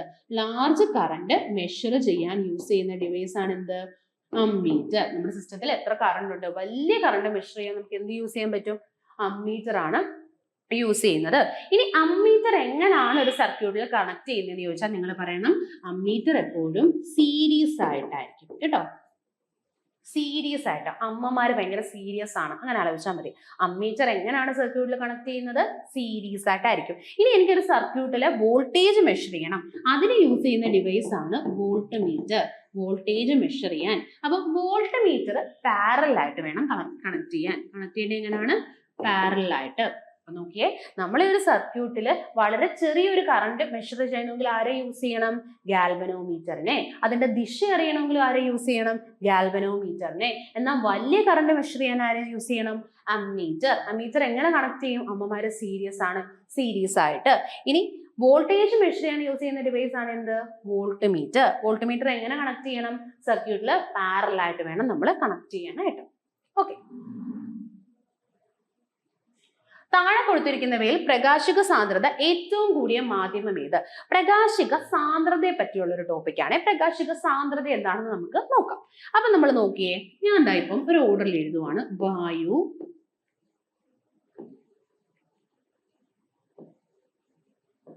ജലം, വായു ഓർ ശൂന്യത, ജലം, ഗ്ലാസ്, ഡയമണ്ട്. നമ്മുടെ 10th ഫിസിക്സിന്റെ ഒരു ചാപ്റ്ററിലുള്ള ബോക്സ് തന്നെയാണ് കേട്ടോ ചോദിച്ചിരിക്കുന്നത്. വായു ഓർ ശൂന്യത രണ്ടും നമ്മൾ ഈക്വൽ ആയിട്ടാണ് കൊടുത്തിരിക്കുന്നത്. ജലം, ഗ്ലാസ്, ഡയമണ്ട്. അപ്പൊ ഇതിനകത്തൂടെ നമ്മൾ പ്രകാശത്തിന്റെ വേഗതയാണ് നോക്കുന്നത്. അപ്പൊ ഞാൻ പറഞ്ഞില്ലേ, ഓരോ മാധ്യമങ്ങളിലും ഇപ്പൊ നിങ്ങൾ ഒരു പ്രകാശം ജലത്തിലൂടെ പോകുന്ന വേഗത ആയിരിക്കില്ല മറ്റൊരു മാധ്യമത്തിൽ, പക്ഷെ മാറാൻ നിൽക്കുന്ന ഒരു ക്വാണ്ടിറ്റി ഉണ്ട്. ഫ്രീക്വൻസി. അതാണ് നമ്മൾ പഠിച്ചത്. ഏതൊരു മാധ്യമത്തിലോട്ടും കടന്നാലും മാറാത്തൊരു ക്വാണ്ടിറ്റി ഫ്രീക്വൻസി ആണ്. അപ്പൊ വായു ഓർ ശൂന്യത, ജലം, ഗ്ലാസ്, ഡയമണ്ട്, ഇതിലൊക്കെ നമ്മുടെ പ്രകാശത്തിന്റെ വേഗത നമുക്കൊന്ന് നോക്കാം. വായു അല്ലെങ്കിൽ ശൂന്യതയിൽ 3 × 10⁸, ജലത്തിൽ 2.25 × 10⁸, ഗ്ലാസിൽ 2 × 10⁸, ഡയമണ്ടില് 1.25 × 10⁸. അതായത് നമുക്ക് കാണാൻ പറ്റും ഏറ്റവും കൂടുതൽ വേഗത, പ്രകാശത്തിന് ഏറ്റവും കൂടുതൽ വേഗത വായു അല്ലെങ്കിൽ ശൂന്യതയിലായിരിക്കും. അതിന്റെ വാല്യൂ എത്ര? 3 × 10⁸. എന്നാൽ ജലത്തിൽ വരുമ്പോഴോ 2.25 × 10⁸. ഗ്ലാസ്സിൽ വരുമ്പം 2 × 10⁸. ഡയമണ്ടിൽ വരുമ്പം 1.25 × 10⁸. ഇങ്ങനാണ് ആ ഒരു വെലോസിറ്റി. ഇത് നിങ്ങൾ അറിഞ്ഞിരിക്കണം. പ്രകാശിക വേഗത എങ്ങനെയാണോ അതിന്റെ ഓപ്പോസിറ്റ് ആയിരിക്കും പ്രകാശിക സാന്ദ്രത. ഇപ്പൊ നമ്മൾ ഈ ഒരു ഓർഡർ വെച്ച് നിങ്ങൾ പറഞ്ഞേ, പ്രകാശിക വേഗത, നമ്മളിപ്പം വേഗത നോക്കുമ്പോൾ ഏറ്റവും കൂടുതൽ വേഗത എവിടെയാണ്? വായു. ഞാൻ ഒരാളെ എഴുതുന്നുള്ളൂ കേട്ടോ. വായു ഒരു ശൂന്യതയാണ്. പിന്നെ അതിനേക്കാൾ വേഗത കുറവാണ് ആർക്ക്? ജലത്തിൽ. പിന്നെ കുറവാണ് ആർക്ക്? ഗ്ലാസ്. വേഗത ഏറ്റവും കുറവ് എവിടെയാണ്? ഡയമണ്ടിലാണ് അല്ലേ? ഒരു ലൈറ്റ് ഡയമണ്ടിലൂടെ കടന്നു പോകുമ്പോൾ വളരെ സ്ലോയിലായിരിക്കും കടന്നു പോകുന്നത്. വായുവിലൂടെ നല്ല സ്പീഡിൽ വന്നുകൊണ്ടിരിക്കുകയാണ്. ജലത്തിൽ വരുമ്പം സ്പീഡ് കുറയും, ഗ്ലാസ്സിൽ വരുമ്പോൾ കുറച്ചുകൂടെ കുറയും, ഡയമണ്ടിൽ അത് ഏറ്റവും സ്ലോയിലായിരിക്കും. അപ്പൊ ഇതെന്ന് പറഞ്ഞാൽ നമ്മളിപ്പോ എന്തോ എഴുതിയിരിക്കുന്നത്? പ്രകാശിക വേഗതയാണ്. അപ്പൊ ഓർക്കുക, പ്രകാശിക വേഗതയെ സ്വാധീനിക്കുന്ന ഒരു ഘടകമാണ് പ്രകാശിക സാന്ദ്രത അല്ലെങ്കിൽ ഒപ്റ്റിക്കൽ ഡെൻസിറ്റി എന്ന് നമ്മൾ ഇംഗ്ലീഷിൽ പറയും. അപ്പൊ ഒപ്റ്റിക്കൽ ഡെൻസിറ്റിയും പ്രകാശിക വേഗതയും ഓപ്പോസിറ്റ് ആയിരിക്കും. അതായത് ആർക്കാണോ പ്രകാശിക വേഗത കൂടുതൽ അയാൾക്ക് എന്ത് കുറവായിരിക്കും?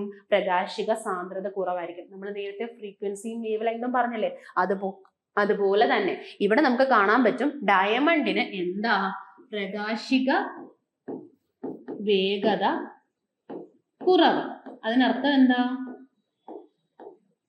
പ്രകാശിക സാന്ദ്രത കൂടുതൽ, ഒപ്റ്റിക്കൽ ഡെൻസിറ്റി അല്ലെങ്കിൽ പ്രകാശിക സാന്ദ്രത കൂടുതൽ. അപ്പൊ നമ്മൾ ഒപ്റ്റിക്കൽ ഡെൻസിറ്റിയുടെ ഓർഡറിൽ എഴുതി കഴിഞ്ഞാൽ ഏറ്റവും കൂടുതൽ ഒപ്റ്റിക്കൽ ഡെൻസിറ്റി ഉള്ളത് വജ്രത്തിനാണ്. വജ്രത്തിനേക്കാൾ കുറവാണ് നമ്മുടെ ഗ്ലാസിന്, അതിൽ കുറവാണ് ജലത്തിന്, ഏറ്റവും കുറവാണ് നമ്മുടെ എയറിന്. ഓക്കെ, അപ്പൊ രണ്ടും ഓപ്പോസിറ്റ് ആണെന്ന് നോക്കണം. അപ്പൊ ഇവിടെ നോക്കിയേ, താഴെ കൊടുത്തിരിക്കുന്നവയിൽ പ്രകാശിക സാന്ദ്രത ഏറ്റവും കൂടുതൽ, ഒപ്റ്റിക്കൽ ഡെൻസിറ്റി ഏറ്റവും കൂടുതൽ ആർക്കാന്നാ ചോദ്യം. നമ്മൾ പറഞ്ഞു ആർക്കാണോ വേഗത കുറവ് അവിടെയായിരിക്കും പ്രകാശിക സാന്ദ്രത കൂടുതൽ. അപ്പൊ ഒപ്റ്റിക്കൽ ഡെൻസിറ്റി ആർക്കാ കൂടുതൽ? വജ്രത്തിനാണ് അല്ലെ? കാരണം വജ്രത്തിനാണ് ഏറ്റവും വേഗത കുറവ്. വജ്രത്തിൽ വളരെ സ്ലോ ആയിട്ട് മാത്രമേ ലൈറ്റിന് ട്രാവൽ ചെയ്യാൻ പറ്റൂ. അപ്പൊ സ്ലോ ആയിട്ട് ട്രാവൽ ചെയ്യുന്നതുകൊണ്ട് അതിന് എന്ത് പറ്റും? അവിടെ ഒപ്റ്റിക്കൽ ഡെൻസിറ്റി കൂടുതലായിരിക്കും. ഓക്കെ, മനസ്സിലായോ? ഈ ബോക്സിന്റെ വാല്യൂ പഠിച്ചു വെക്കണേ. നമ്മുടെ ടെക്സ്റ്റിലുള്ള അതേ വാല്യൂ ആണ് കേട്ടോ. നെക്സ്റ്റ് വൺ, ജലത്തിന്റെ ക്രിട്ടിക്കൽ കോൺ എത്ര? അപ്പൊ നമ്മൾ ടോട്ടൽ ഇന്റേണൽ റിഫ്ലക്ഷനുമായിട്ട് ബന്ധപ്പെട്ട ഒരു ക്വസ്റ്റ്യൻ ആണ്. അപ്പൊ ഇത് എപ്പോഴും ഈ ക്വസ്റ്റ്യൻ നമ്മൾ റിപ്പീറ്റ് ചെയ്ത് പറയുന്നതാണ്. നമ്മുടെ റിലേറ്റഡ് ഫാക്ട്സ് തന്നെയാണ് ക്വസ്റ്റ്യൻ ആയിട്ട് കയറി വന്നത്. അപ്പൊ എന്താണ് ക്രിട്ടിക്കൽ ആംഗിൾ എന്ന് നമുക്കൊന്ന് നോക്കാം. അതായത് പ്രകാശിക സാന്ദ്രത കൂടിയ മാധ്യമത്തിൽ നിന്നും കുറഞ്ഞ മാധ്യമത്തിലേക്ക് സഞ്ചരിക്കുന്നു. അങ്ങനെ സഞ്ചരിക്കുന്ന സമയത്ത് നമുക്ക് കാണാൻ പറ്റും ഒരു പർട്ടിക്കുലർ സമയത്ത് ആംഗിൾ ഓഫ് റിഫ്രാക്ഷൻ 90 ആവുന്നു. അതായത് അത് വന്ന് പതിക്കുന്നത്, ഞാനിപ്പോ പതന കോണും നോക്കുന്നു, അപവർത്തന കോണും നോക്കുന്നു.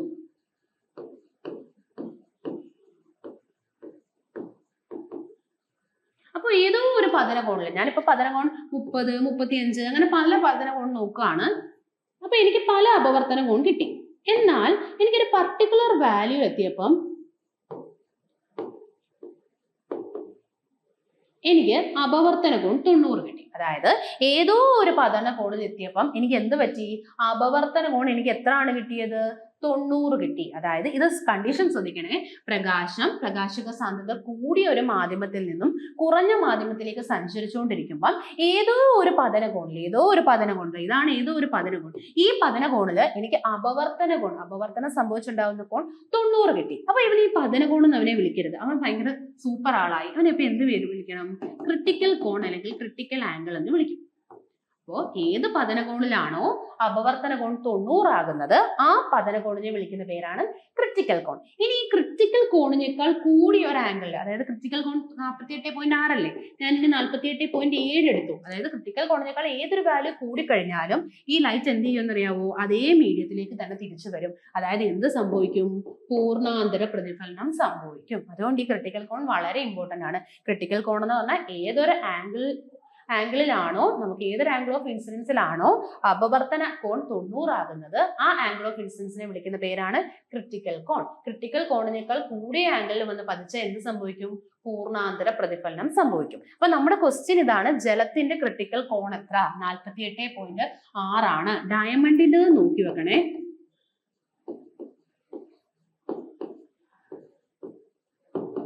24.41 ഡിഗ്രി ആണ് നമ്മുടെ ഡയമണ്ടിന്റെ അപവർത്തന കോൺ. ഓക്കെ. നക്ഷത്രങ്ങൾക്ക് മിന്നിത്തിളങ്ങുന്നതിന് കാരണമായ പ്രകാശ പ്രതിഭാസം ഏത്? അപ്പൊ നോക്കിയേ, നക്ഷത്രങ്ങൾ മിന്നിത്തിളങ്ങുന്നു. അപ്പൊ നമുക്ക് ഈ സ്റ്റാർ ഒക്കെ മിന്നിത്തിളങ്ങാനുള്ള കാരണം, അപ്പൊ ഇതാ നോക്കിയേ, ഇവിടെ നിന്ന് ഒരു നക്ഷത്രം, അതിന്റെ ഒരു സ്റ്റാർ ലൈറ്റ്, നക്ഷത്രത്തിന്റെ പ്രകാശം വന്നുകൊണ്ടിരിക്കുകയാണ്. അപ്പൊ നമുക്കറിയാം ഈ അന്തരീക്ഷം എന്ന് പറഞ്ഞാൽ ഒരുപോലെയല്ല. അന്തരീക്ഷം എന്ത് സംഭവിക്കും? അന്തരീക്ഷത്തിലെ ഓരോ ലെയറിലും ഓരോ അപവർത്തനാങ്കമായിരിക്കും. കാരണം ഓരോ ലെയറിനും പല പല രീതിയിലല്ലേ നമ്മൾ കോമ്പോസ് ചെയ്തിരിക്കുന്നത്. നോക്കിക്കഴിഞ്ഞാൽ എല്ലാം ഒരുപോലെയല്ല. ചിലയിടത്ത് നല്ല ഡെൻസിറ്റി കൂടുതൽ, ചിലയിടത്ത് ഡെൻസിറ്റി കുറവ്. അങ്ങനെ വിവിധ രീതിയിലായിരിക്കും അന്തരീക്ഷത്തിന്റെ ഓരോ ലെയറും. അപ്പൊ ഓരോ ലെയറിലും വെച്ചും അന്തരീക്ഷത്തിന്റെ ഈ ലൈറ്റിന്, നമ്മുടെ പ്രകാശത്തിന് ചെറുതായിട്ട് അപവർത്തനം സംഭവിച്ചായിരിക്കും പ്രകാശം വരുന്നത്. അതായത് ഒരു രേഖയിൽ വരില്ല. വരുന്ന സമയത്ത് കണ്ട് ഓരോ പോയിന്റിലും അതിന് എന്ത് സംഭവിക്കും? അപവർത്തനം സംഭവിച്ചുകൊണ്ടേയിരിക്കും. നമ്മുടെ പാതയ്ക്ക് ചെറുതായിട്ട് ഒരു മാറ്റം സംഭവിച്ചാണ് വരുന്നത്. ഓക്കെ. അപ്പം ഇവിടെ നിന്ന് ഒരാൾ നോക്കുവാണ്. അപ്പൊ ഇവിടെ നിന്ന് ഒരാൾ ഇപ്പൊ നോക്കുമ്പം അയാൾക്ക് തോന്നും ഈ ലൈറ്റ് ഈ ലൈറ്റ് അങ്ങ് സ്ട്രെയിറ്റ് ആയിട്ട് വരച്ചാൽ ഇവിടെയാണ് നക്ഷത്രം എന്നാണ് അയാൾക്ക് തോന്നുന്നത്. അപ്പോൾ യഥാർത്ഥത്തിൽ നക്ഷത്രം ഇവിടെ നിൽക്കുകയാണ് അല്ലെ, പക്ഷെ ആ കാണുന്ന ആൾക്ക് ഇവിടെ ആണെന്ന് തോന്നും. അപ്പം അയാൾ ഇവിടെ കാണും. ഇപ്പൊ വീണ്ടും നോക്കി അടുത്തൊരു ലൈറ്റ് ഇങ്ങനെ വരുമ്പം ഇതുപോലെ ബെൻഡ് ചെയ്ത് വരുമ്പം അയാൾക്ക് തോന്നും ഈ പൊസിഷനിലാണ് നക്ഷത്രം. അപ്പം ആദ്യം അയാൾക്ക് ഇവിടെ തോന്നി, പിന്നെ ഇവിടെ തോന്നി, അങ്ങനെ ഈ നക്ഷത്രം അങ്ങോട്ടും ഇങ്ങോട്ടും ഒക്കെ അയാൾക്ക് തോന്നും. അത് ഇവിടെ ഇങ്ങനെ. അപ്പൊ ഇയാൾക്ക് എന്ത് ചെയ്യും? നക്ഷത്രം മിന്നുന്നതായിട്ട് തോന്നും. അപ്പോൾ നക്ഷത്രങ്ങൾ മിന്നിത്തിളങ്ങാൻ കാരണം എന്താണ്? റിഫ്രാക്ഷൻ ആണ് കേട്ടോ. അപ്പൊ റിഫ്രാക്ഷന്റെ ആപ്ലിക്കേഷൻസ് ഏതൊക്കെയെന്ന് ചോദിച്ചാൽ നക്ഷത്ര തിളക്കം, നക്ഷത്രങ്ങൾ തിളങ്ങുന്നതിന് കാരണം റിഫ്രാക്ഷൻ ആണ്. അതുപോലെ തന്നെ നമ്മൾ കണ്ടിട്ടില്ലേ ഈ സൂര്യൻ നേരത്തെ ഉദിക്കുന്നു, അതുപോലെ തന്നെ താമസിച്ച് അസ്തമിക്കുന്നത് പോലെ തോന്നത്തില്ലേ? അതായത് സൂര്യൻ നമ്മൾ യൂഷ്വലി അറിയാം 4 മണിക്കാണ് സൂര്യൻ ഉദിക്കുന്നത്. പക്ഷെ നമുക്ക് ഒരു 3:58 സൂര്യനെ കാണാൻ പറ്റും. നേരത്തെ സൂര്യനെ 2 മിനിറ്റ് നേരത്തെ സൂര്യനെ കാണാം. അതുപോലെ തന്നെ 6 മണിക്ക് അസ്തമിച്ചാലും 6:02 വരെയും നമുക്ക് സൂര്യനെ കാണാം. അതായത് നേരത്തെ ഉള്ള സൂര്യോദയവും വൈകിയുള്ള സൂര്യാസ്തമയവും. അതിന് കാരണം എന്ന് പറഞ്ഞാൽ ഇതുപോലെ തന്നെയാണ് നമ്മുടെ ചക്രവാകത്തിൽ സൂര്യന്റെ പൊസിഷൻ അല്പം കൂടി മുകളിലോട്ടും താഴോട്ടും നമുക്ക് തോന്നുന്നതാണ്. അത് എന്തുകൊണ്ടാണ്? റിഫ്രാക്ഷൻ ആണ് കേട്ടോ. അപ്പൊ റിഫ്രാക്ഷന്റെ ഒന്നാമത്തെ ആപ്ലിക്കേഷൻ നക്ഷത്ര തിളക്കം, രണ്ടാമത്തത് നേരത്തെയുള്ള സൂര്യോദയം,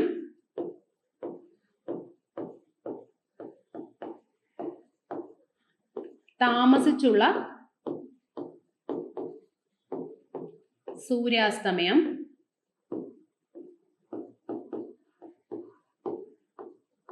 പിന്നെ നമ്മൾ കണ്ടിട്ടില്ലേ വെള്ളത്തിലൊക്കെ നമ്മൾ പെൻസിലൊക്കെ വെക്കുമ്പോൾ ഒടിഞ്ഞിരിക്കുന്നത് പോലെ, ഇങ്ങനെ പെൻസിൽ വെച്ച് കഴിയുമ്പോൾ നിങ്ങൾക്ക് ഇങ്ങനെ ഒടിഞ്ഞതുപോലെ ഇരിക്കത്തില്ലേ വെള്ളത്തില്? അതെന്ന് പറഞ്ഞാൽ അതിന് എന്ത് സംഭവിക്കുന്നത് കൊണ്ടാ?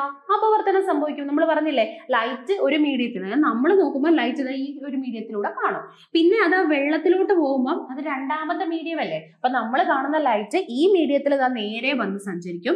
അടുത്ത മീഡിയത്തിൽ വരുമ്പോൾ നമ്മുടെ ലൈറ്റിന്റെ പാത ചെറുതായിട്ടൊന്ന് ബെൻഡ് ചെയ്യും. അപ്പൊ നമുക്ക് തോന്നും എന്താ ആ പെൻസിൽ ഒടിഞ്ഞിരിക്കുക, വെള്ളത്തിലിട്ട പെൻസിൽ ഒടിഞ്ഞിരിക്കുന്നതായിട്ട് തോന്നുന്നത്. അതുപോലെ തന്നെ നമ്മൾ ഈ മീനൊക്കെ, അക്വേറിയത്തിലുള്ള മീനെ നമ്മൾ ചെന്ന് നോക്കുമ്പോൾ ഒരു എന്ത് കാണുന്നു? ദൂരേന്ന് നോക്കുമ്പോൾ അതൊരു പൊസിഷൻ അല്ല, പക്ഷെ നേരെ വന്ന് നോക്കുമ്പോൾ അത് അല്പം കൂടി മുകളിലായിട്ട് കാണും അല്ലെ? അപ്പൊ യഥാർത്ഥ താഴ്ച, മിഥ്യാ താഴ്ച, ഇതൊക്കെയാണ് കേട്ടോ ആ ടോപ്പിക്. അതായത് നമ്മൾ ഒരു വസ്തുവിനെ യഥാർത്ഥ താഴ്ചയിൽ നിന്നും അല്പം കൂടി മാറി ഒരു മിഥ്യാ താഴ്ചയിലായിരിക്കും നമ്മൾ ഈ അക്വേറിയത്തിലൊക്കെ ഇരിക്കുന്ന മീനെ കാണുന്നത്. അപ്പൊ അക്വേറിയത്തിലെ മീനൊക്കെ ഉയർന്നു നിൽക്കാൻ കാരണം അതും എന്ത് തന്നെയാണ്?